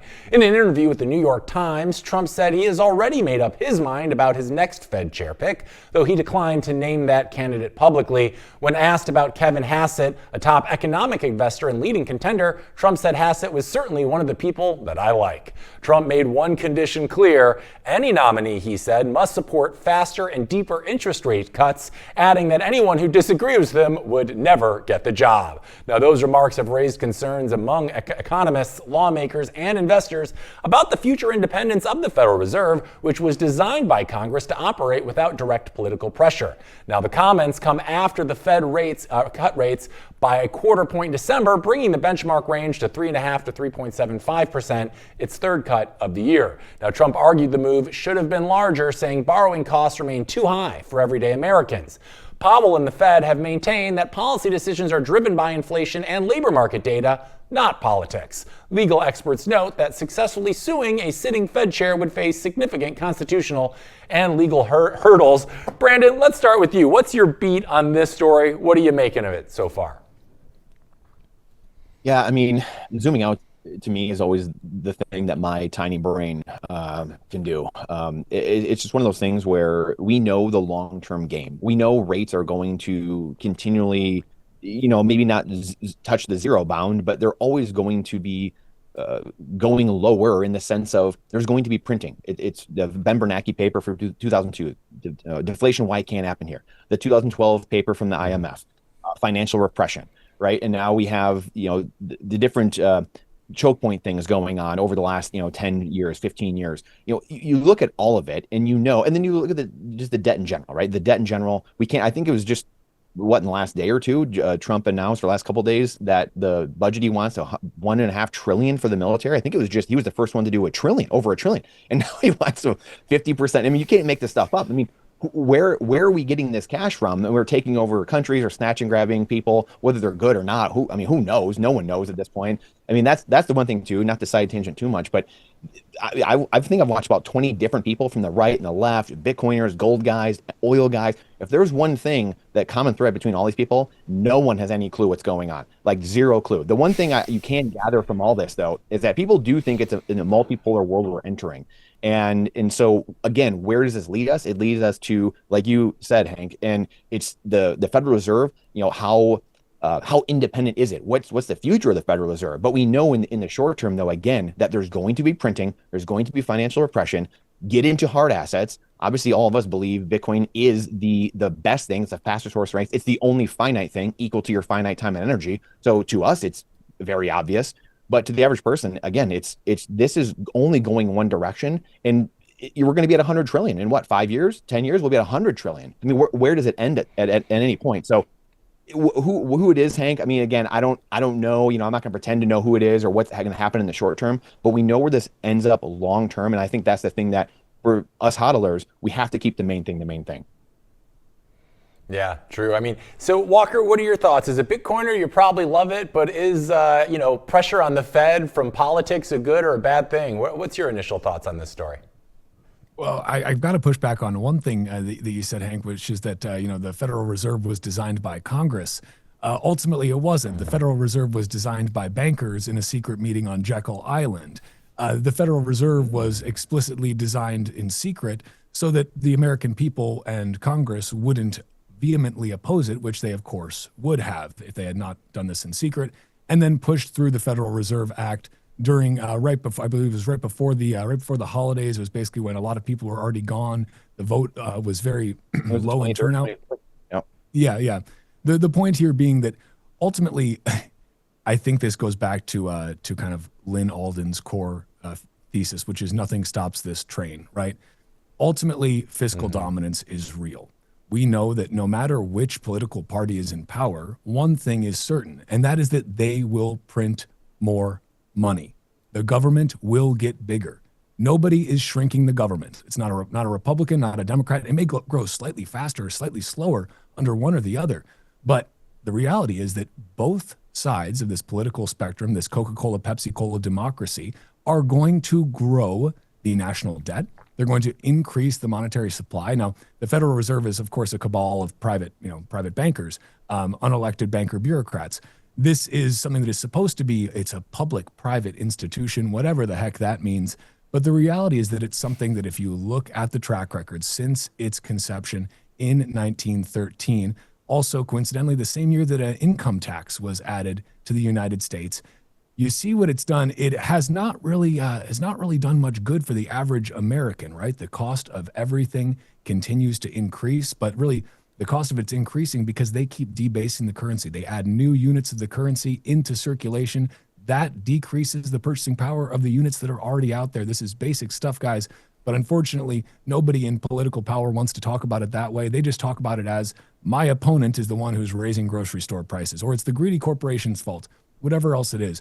Ultimately, for me, all of these theatrics and this circus around the Federal Reserve and Trump and Powell and all the drama, it just should remind people that we shouldn't have a Fed to begin with. We shouldn't be having this conversation to begin with because it's absurd that a group of unelected banker bureaucrats can decide the price of money. We can't have a true free market if we don't have a free market in the price of money, in the interest rates, right? And that we don't have that right now. We may get close to capitalism, but we won't ever be fully at a free market level without taking away the power of the printer from a centrally controlled group of unelected banker bureaucrats. That's the reality. Whether it doesn't matter who's got their finger on the button still says print, and print they will. Yeah. Brandon, regardless of the situation, we kind of got to take it for what it is right now. And right now, Trump is arguing that the rates are still way too high and hurting growth. In simple terms, though, what are the risks of cutting rates faster than inflation data might actually support? Well, yeah, I mean, you risk just the confidence. I think Walker might have mentioned this briefly, but it's, just confidence in the system, because again, fiat is political, right? It's a political currency. It's backed by nothing. And, we have to say it, all fiat currencies in human history have gone to zero, number one, right? And number two, it's propped up by this con game or confidence game, right? People believe it buys something when they go to the store to do something. But what people, and then this is the thing that you'll get as a Bitcoiner, you get all the time, like, well, the dollar's got the aircraft carriers behind it, 13 aircraft carriers and nuclear stuff. That doesn't matter when 1, 2, 5, or 10% of the population wakes up and says, I don't believe in this thing anymore. That's called hyperinflation. The loss of confidence in the dollar is hyperinflation. There's no amount of firearms that are going to stop that from happening. And that is where we are going very rapidly. So I think we talked about, we didn't talk about it. We talked about Lynn Alden's, but there used to be a thing called the Greenspan put, right? Where it was the Fed, 20 years ago, 10 years ago, the Fed would come in and kind of save the day. And that was what worked. Like we just said, for 60, 70, 80, 90 years, people had this confidence that like, yeah, there's people up above that kind of know what's going on. They're going to help us out. Obviously, that's anything but what happens, but we're at the end of that road. That's where we had the monetary dominance, and now we have the fiscal dominance. So things have shifted. Like these puts, meaning the printing, the endless QE, the inflationary events, the fractional reserve, printing, and all these, we got to loan things out more, and we're moving the rates around. That is having waning consequence, or it's not as effective as it once was, because the con game, again, it's really the demographic shift in my mind. The 40 and under crowd has more slowly, not nearly as much wealth as the baby boomers did at our same time, but we're getting older, we're getting more positions of power, we're talking more, we have more wealth. So guess who is saying and calling the bluff on the system? It's the younger generation and a lot of the older, generation too. Some of the people that we know and love in the system that are it too. That is having waning, consequence in the system, or waning effect, I should say. Waning effect on these puts from the Fed. And so that to me is the biggest consequence of all this. We've been looking, all of us for years, of when does the system kind of collapse? When does it implode? When does this, it feels like we're still waiting for like a dead cat bounce from 2008 almost. Like 2008 was like the breaking of the system in large respects. And I'm still kind of waiting for another crash. Like the Great Depression kind of played out like that, where it took a while, and then all of a sudden it really, people thought it was over, a 70% drop, and then boom, it went down like another 80% from where it had dropped initially. People thought it was good, and then like the next year. Now, has it taken longer than that? Has it taken longer than that? Yes, it's been 15, 17 years since that time, but they've got better ways to kick the can down the road right now, but we are rapidly getting to this end state. Clearly, Russia, China, BRICS talked about more. People aren't buying the U.S. treasuries as much. All these things are happening. The nails in the dollar coffin, as Mike Maloney used to say, one of my favorite gold and silver mentors from 15 years ago, used to track all the nails in the dollar coffin, people leaving the dollar network. And as more people leave the dollar network, they don't trust the Fed. They don't trust what's coming out of the president's mouth. They don't trust X, Y, and Z thing coming out of America. That confidence continually erodes and the effect wears off. And all of a sudden you have these moments where, again, doesn't matter how many firearms or aircraft carriers you have pointing at someone, if people don't have confidence in that currency, gone. Yeah, absolutely. I mean, confidence is deteriorating pretty quick these days. The only thing I'm really confident in is the wisdom of the crowd, which actually brings us to our next story about Polymarket, who's partnering with the Dow Jones. And I think, Walker, you're going to lead us on that one, bud. Yeah, so Polymarket data is now going to appear across Dow Jones platforms. They struck a partnership with Dow Jones that will enable them to have prediction market data embedded across major consumer and professional news products, including the Wall Street Journal, Barron's, MarketWatch, and Investors Business Daily, according to a joint announcement they released. Now, this deal will place Polymarket odds and probabilities into, quote, dedicated data modules on Dow Jones websites and selected print placements, aiming to give readers a real-time snapshot of market sentiment on politics, economics, and global events. I also recently just saw you can now speculate on the price of homes with Polymarket. I think it was Realtor.com announced this. So millennials, Zoomers, you may not be able to afford a home like your parents could, but hey, at least you can gamble on the value of homes you'll never be able to afford. Dow Jones CEO Almar Latour said the partnership is designed to help audiences, quote, better interpret market sentiment and assess risks, while Polymarket founder Shane Copland said it would combine, quote, journalistic insight with real-time market probabilities. Founded in 2020, Polymarket has grown into one of the most prominent prediction markets, drawing particular attention during the 2024 U.S. presidential election for accurately anticipating Donald Trump's victory and rivaling platforms such as Kalshi. I think we all remember that basically before the pollsters, before any of the legacy media had any news about the presidential election results, Polymarket had it figured out. Now, this move comes as prediction markets attract growing scrutiny and influence. Polymarket has recently been in the spotlight after settling contracts tied to the U.S.-led capture of Venezuelan President Nicolas Maduro, a bet that reportedly generated more than $400,000 in profit for one trader. While Polymarket has not been accused of wrongdoing, the episode prompted at least one U.S. lawmaker to call for new rules to address potential insider trading risks on prediction platforms. The Dow Jones partnership signals a further step toward mainstreaming prediction market data and raises questions about how such tools will be used, regulated, and interpreted as part of a broader financial and media ecosystem. This, to me, is really fascinating. I saw just the other day, there's a press conference as well that Caroline Leavitt was having, and there was odds on Polymarket about when that press conference would end. And she had a very, very, very abrupt end to her statement right as the odds, right as the bet was about to flip. This is all just really interesting to me. It's kind of uncharted territory. At the end of the day, this just feels, this is just enabling people to gamble on literally everything. It seems like it's a bit of a sign of the times. When the money is broken, when the incentives are broken, people turn to gambling. They turn to any perceived way to get rich quick. Brandon, let me toss this over to you. How's your read on this? Are you partaking in these prediction markets? How do you think about these greater tie-ins to, let's say, some of the legacy financial systems? Yeah, like you said, it's a world where the younger generation, again, generally is driven out to the extreme end of the risk curve. And that's where we find ourselves, bread and circus, mass distraction, esports, fantasy sports betting. You see it everywhere. And a lot of these products are unwatchable now. Polymarket, you can bet on all these different things. And again, if people want to, and I know the three of us here, I know you guys are freedom maximalists. I mean, like first and foremost, like if people want to bet, gamble, do all these things, that's great. I mean, I was just talking to someone the other day about this. When here in America, you were tied into now you have to pay someone's medical care, you're in on that cost.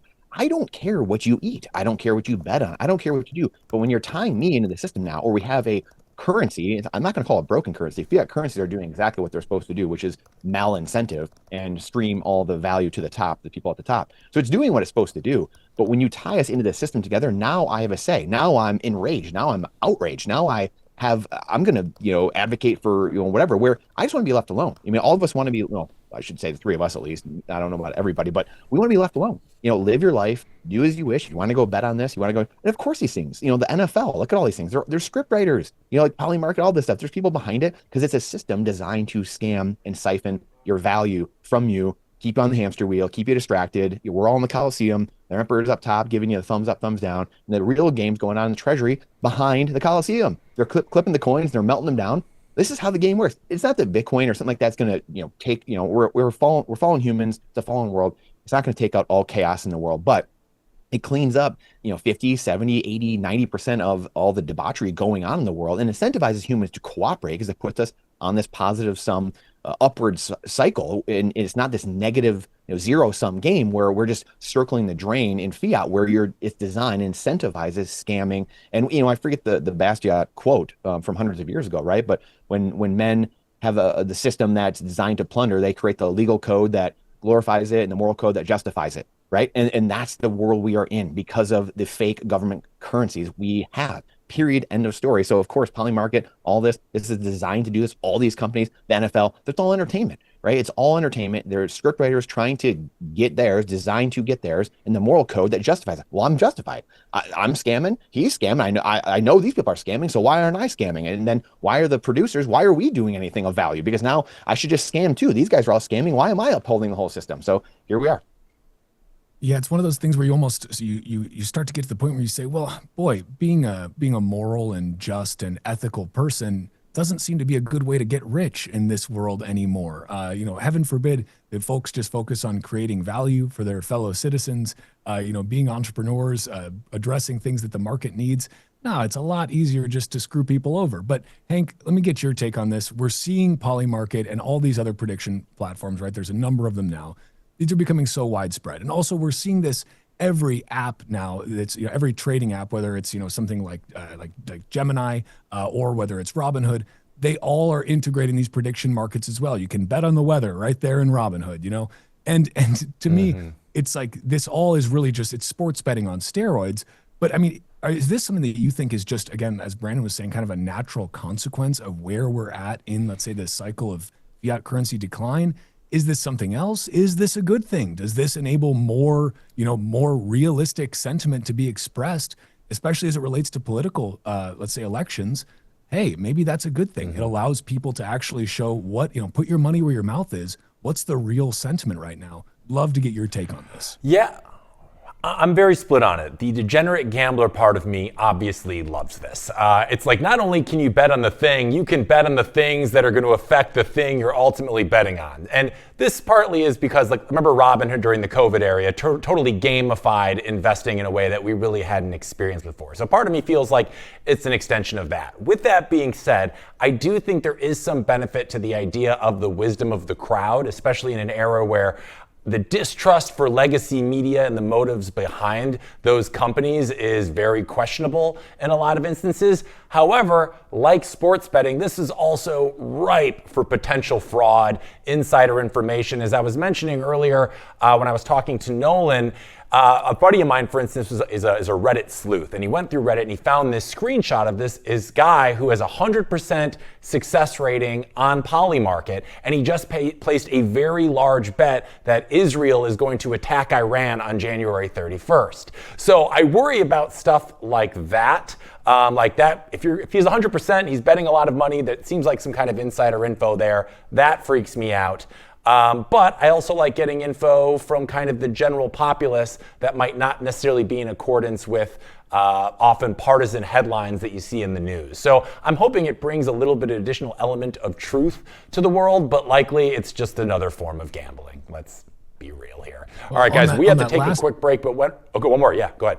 Yeah, just really quick on that last point, I can't help but make me think that if you were an intelligence agency, whether domestic or foreign, and you wanted a way to raise a lot of money for your slush fund, your black market, your black ops slush fund that's off the books, what better way than placing strategic, very long odds bets on various geopolitical events that you yourself are orchestrating? I mean, to me, if I was working for a three-letter agency, I'm not. No, I'm really not, guys. But if I was doing that, boy, that would be the quickest and easiest way to fund my slush fund, is just placing long odds bets on really random geopolitical events that I can personally control because I'm the one running the black off the books ops. But hey, I don't want to sound too much like a conspiracy theorist here. Just saying, Hank, back to you. You're telling me like the FBI like created their own shitcoin at some point or something, right? Like, what do you mean? There's no way. Right. I think they did. It was called Trump coin. All right, guys, we got to take a quick break. We got one more story coming up as soon as we're back here on Roxom TV News. Stay put. We'll be back after this.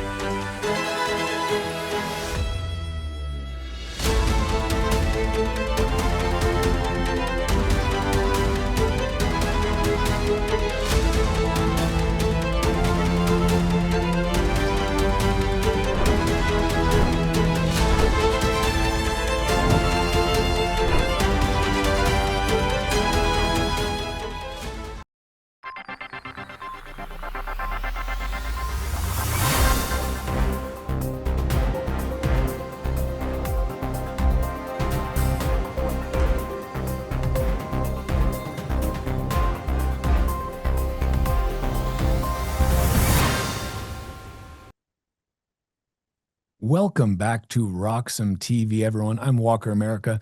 As we record this morning, the Bitcoin price is hovering around 91,000 infinitely printable US dollars per Bitcoin. We're moving on to our next story, which is that Cathie Wood predicts US may buy Bitcoin ahead of the 2026 midterms. Now, this is really kind of a big story right now. Cathie Wood is famous for making a lot of big predictions, big bets, some of which have come true, some of which not. Nobody has a 100% success rate, except for the CIA operatives placing bets on Polymarket. But Cathie Wood, she's the CEO of ARK Invest, recently told listeners on the Bitcoin Brainstorm podcast that the U.S. government could begin actively buying Bitcoin in 2026, potentially aiming for a strategic reserve of 1 million BTC. Now, Wood noted that the government's Bitcoin holdings so far consist only of confiscated assets, but that could change soon. Let's take a look and roll this clip. 2026 is in the U.S. the midterm elections. And President Trump does not want to be a lame duck. So I have a feeling that he is going to work with his crypto and AI czar, right, to do a few things. One, make sure we get that de minimis ruling through. Make sure. So because, you know, grassroots is where a lot of what we've been talking about is going to happen. But also, it seems as though there's been reticence about actually buying Bitcoin for the strategic reserve. So far, it's confiscated. The original intent was to own 1 million Bitcoin. So I actually think they will start buying, because I think this will help Trump in a couple of ways. The midterm elections, part of the reason he won the presidency, I think, was the crypto community. Yes. And another reason, of course, is his family is all in on Bitcoin and other crypto assets. And they have, you know, we talked about the DATs earlier. They've kind of fallen apart this year. So I think he's got all kinds of reasons to do this, but the most important one is he does not want to be a lame duck. He wants to have another 1 or 2 productive years, and I think he sees crypto as a path to the future. All right, so fascinating clip there. Now, Wood also called Bitcoin, quote, political capital. She emphasized that President Trump doesn't want to enter this lame duck period ahead of the 2026 midterms, understandable. And she also pointed to the fact, which should be obvious to anyone at this point, but that Trump's personal and family interest in Bitcoin and other crypto assets, which shall not be named, such as coins that may have been named after both himself and his wife. But this is suggesting that strategic purchases could serve both national and political goals. Now, if the U.S. starts buying Bitcoin, the impact could be felt globally pretty darn quickly. Senator Cynthia Lummis had previously warned that the U.S. purchases would send a strong signal to China and Russia, potentially sparking a global arms race over Bitcoin. Now, let's go ahead and pull up this image of the Adam Back tweet that he put out. So Adam Back saying that this is really adding to the kind of bullish case, but Bitcoin and cypherpunk Adam Back has said, quote, if the U.S. strategic Bitcoin reserve happens, prepare for 7-figure Bitcoin. The market is skeptical on meaningful follow through for now, so that is not at all priced in. Now, this combination of U.S. federal adoption, both political strategy and just growing global attention and this arms race for Bitcoin, because let's be honest, folks, it's the only truly finite, provably finite thing in this world. If one country starts buying, it's going to send a lot of shockwaves to the world, but this could be a big bullish year in 2026 for Bitcoin. Of course, only time will tell, but after the sideways crab market chopsolidation that we had in 2025, I think a very lackluster year by anyone's standards, especially as silver and gold are outperforming Bitcoin, I think people are champing at the bit a little bit to see what's going to happen this year. Brandon, I want to toss it over to you. What do you think about Kathy's prediction here? Is this just Kathy trying to get some solid views here and throwing out some spicy bullish hopium, or is there something to this from the political angle? I mean, the one thing we can say about Kathy is that she's generally been, from everything I've seen for years now, very pro Bitcoin, forward thinking. Obviously, that's her thing, is the technology sector and just kind of thinking in that world. So that's the one thing Kathy does have going for her. She's always been thinking along those lines. Obviously, like you mentioned too, the Trump family. It does feel like the Trump family, Wall Street, and never bet against Wall Street greed. It feels like the last handful of months we've had of, we had the government shutdown, we've had QT ending, different things like that. So the Bitcoin price didn't do what people thought it was going to do. But again, we just talked about earlier the rates coming down, Fed or being election year, which Kathy just mentioned. So seemingly, again, I know we said this last year, but seemingly Trump, for all intents and purposes, would want to just be blowing currency into the system, which would obviously raise the prices of hard assets, Bitcoin being generally the fastest horses in the race, as we've seen for 17 years. So that, to me, I think, is a great sign. So don't bet against the Wall Street greed. Kathy's been very consistent with what she's been saying.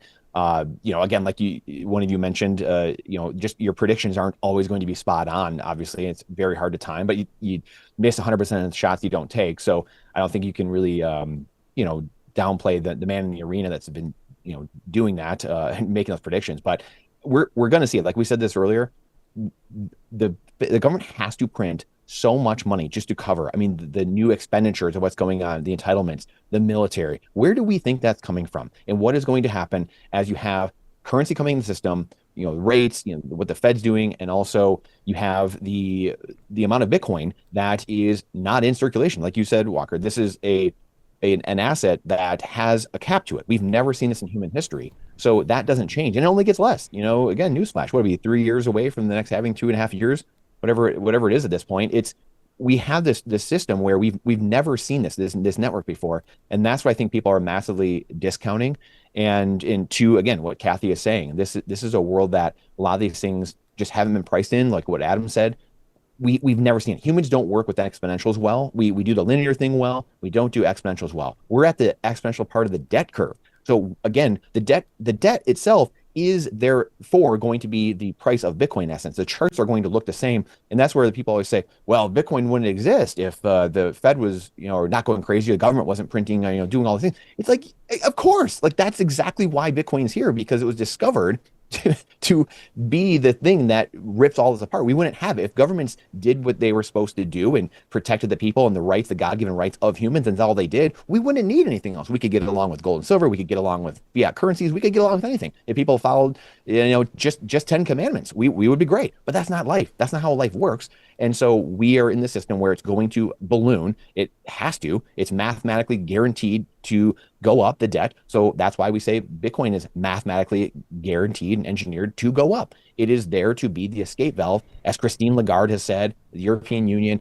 it is the escape valve. And people are going to continually find the escape valve. Maybe not as quickly as we want it to happen, or we want freedom in the system and want people to live with less unrest in their lives and get off the hamster wheel, but people will come to it because of shows like this, because of people putting out content, talking about it. So it's inevitable at the end of the day. It's just, it doesn't happen at the speed we like it. So it gets frustrating at times and doesn't happen exactly when we want, but it is coming. It is absolutely coming. All you have to do is zoom out and it's very easy to see. Yeah, well, very well said. Hank, I do want to toss this over to you. I mean, you've been covering markets pretty darn closely here and the intersection of the political here. What's your read on Kathy's statements? I mean, I think what she says about obviously Trump, if there's one thing we know, it's that Trump loves to pump bags. And a lot of those bags happen to be his own in many cases. Obviously, also the Trump family with the American Bitcoin Mining Corporation, they've got multiple layers of vested interests in the price appreciation of Bitcoin and other, quote, crypto assets that come along for a ride whenever Bitcoin pumps. But what's your take on this? I mean, do you think this is something that's viable going into 2026? And is this, something that they're going to look at, as the executive order stated, these budget neutral ways to acquire more Bitcoin? What do you think? Well, they're running out of ideas, and I feel like this is kind of the big domino that we're all waiting to fall. Because once this one falls, the floodgates are open and they're never closing, right? It becomes a sovereign, like a nation-state game of hungry hippos of who can acquire Bitcoin. Now, will it happen this year? As you guys mentioned, Cathie Wood has made some pretty lofty predictions, whether it's about Bitcoin or Tesla. But I will say she has made adjustments to those predictions over time. I know, for instance, recently, I think it was in 2030 or in 2035, she was expecting Bitcoin to be 1.5 million. But she recently came back on that a few weeks ago and is saying 1.2 because she thinks stable coins are going to eat into some of that market share. So I'm actually a big believer of Cathie Wood. I think she's a very smart lady, and everything she said makes sense. You follow the money. We're talking about the guy that wrote Art of the Deal here. So where the money is flowing to him, I think that's where we should be looking. So will it happen this year? God willing. But I don't know if I would expect it quite this soon, but I definitely think it's on Trump's radar. They've got to find some solutions. And Bitcoin certainly offers, as you guys said, an escape valve for a lot of things right now. So I think it could very well happen. I think we've obviously already seen it with El Salvador and some smaller countries, and everyone's just waiting kind of for permission right now, I think, to do the same. And once the United States does it, it's game on. So I'm excited about it, but I'd be surprised to see it as early as this year. Yeah, let's see what happens. And I always like to caveat these things with, because a lot of people may say, oh, you're talking about the government buying Bitcoin. Bitcoin's not supposed to be for the governments. And I always like to remind people it doesn't matter if you like it or not. That's the whole point of Bitcoin, is that anybody can opt into this network. It doesn't matter if it's an individual, if it's a corporation, if it's a nation state. What we do know is that dictators don't like Bitcoin because they can't control it. So if countries are going about pro-Bitcoin policies, if they're going, we don't need the government's permission to use Bitcoin, but it certainly is nice to not have a government that is actively hostile. If you're a dictator, you don't like Bitcoin because you can't control your people's money. If you are a purportedly free Western nation, you should be pro-Bitcoin. To me, it's as simple as that. Bitcoin really is the litmus test for how much you actually walk, if you just walk the walk, or if you talk the talk or walk the walk when it comes to the respecting the freedoms of your citizens. Maybe, Brandon, I'll give it back over to you just for one more take on this. As we go into 2026, with the crab solidation, chop solidation market of 2025 and kind of the really just lackluster performance of Bitcoin, are you feeling bullish this year? Yeah, I'm incredibly bullish, and just the innovation that we're seeing with Bitcoin in general, right? You know, the things that Jack Dorsey has come out with, the way the different layers are, you know, innovating, the just looking at the system itself, and unfortunately, you know, it's sad to say, but yeah, I mean, part of the bullishness for Bitcoin is the collapse of the existing system, which is a lot of what we talked about today, and that's, you know, unfortunately, it has to be said because that is part of the bet of Bitcoin. You know, it's a world that, again, like we said, if this system worked that we are in, we wouldn't be having these problems. So I know this system is going to continue having problems because the system is incentivized to have all these issues, extract. And we just talked about the poly market stuff as well, right? So you have this system that's designed to extract. And again, who, you know, the lotto, you know, all these different things, who do they hurt the most? Unfortunately, it hurts the poor and the middle class the most. And that's the world that we are in. So we're going to continue having these problems. We're going to continue talking about bailouts. I mean, you think about like the recession 15 years ago and 17 years ago, and you had that world where we didn't really have social media at that time. We didn't have like good phones to do social media with. This is how we know the can's going to continue getting kicked. They're going to continue printing money, which is, again, good for Bitcoin and for keep people continually learning over time about this freedom network. Because now, if you try to kick someone out of their home or do something like that, can you imagine people up and down the street with their phone saying, look at Chase Bank and Bank of America just kicked the Johnson family out of their house. The social unrest part and the backlash socially is a thing I think that really all of us discount and we don't think about enough. The reason that these things will continue to perpetuate, the 50-year mortgages, the 15-year auto loans, no one has an appetite for any type of you know, unrest or in the sense of like hurting at all, or the perceived notion that someone might be hurting, which is, you know, we're human. So like, we don't want anyone to be hurting, but it comes at the cost of doing things the right way, responsibility, merit, accountability, all these things, because we haven't done it for so long. We're going to have a rude awakening at some point. So I am very bullish going forward because, again, unfortunately, you need more pain in society for people to wake up, and we know 100% there will be more pain across society. So I'm very bullish for Bitcoin going up, whether it's what Kathy said, there's the mathematical reasons, but I'm also just from a societal aspect and people educating on Bitcoin. Hey, there is this escape valve over here. I've never been more bullish. I feel like every day that goes by, you're more bullish because of the innovation happening in Bitcoin, and whether it's the mining and just every aspect of it is amazing. And as more people see it, which we see every day, people coming to Bitcoin and their eyes being open, being orange pilled, it's an incredible time to be alive right now because we didn't have this 17 years ago. Now we have this answer out of that system. So I've never been more bullish. I think this year, again, I think we thought it was last year was going to be the 3 green candles. It was 2 green, 1 red. I would be shocked if it wasn't a green candle this year. Not surprised, you know, if it was a red year, if something crazy happened, then sure, you know, I'm not going to be up in arms about it. But I would be very surprised with the election coming, all these different things that are happening, the Fed and what's going on. I'd be shocked if Bitcoin didn't go on a massive run this year. But again, we'll see. I could not be more bullish, though, in general. Love it. Well, hey, and yeah, guys. to your point, the last thing I'll say. Yeah, go ahead. Go ahead, please. Oh, okay. Well, no, they're telling us we got to wrap. Okay, well, let's wrap. We'll come back to it next week. Yeah. Guys, thank you so much both for joining us on RoxomTV News today. Walker, always a pleasure. Excited for our thing this year. And Brandon, happy 2026 to you, man. Thank you so much for joining us. Appreciate your insights and expertise. To all of you watching RoxomTV News now, thank you so much for joining us this Friday. Make sure to like, follow, subscribe, all that good stuff. And right now, stay tuned because we got Nolan's show coming up next, and he's going to be joined by Dave Bradley. You're not going to want to miss it. It's coming your way right now, so stay tuned. And we'll be back at RoxomTV News at our 10 a.m. Pacific time hour next Monday. So we'll see you then. Until then, have a happy weekend, and I'll see you next week.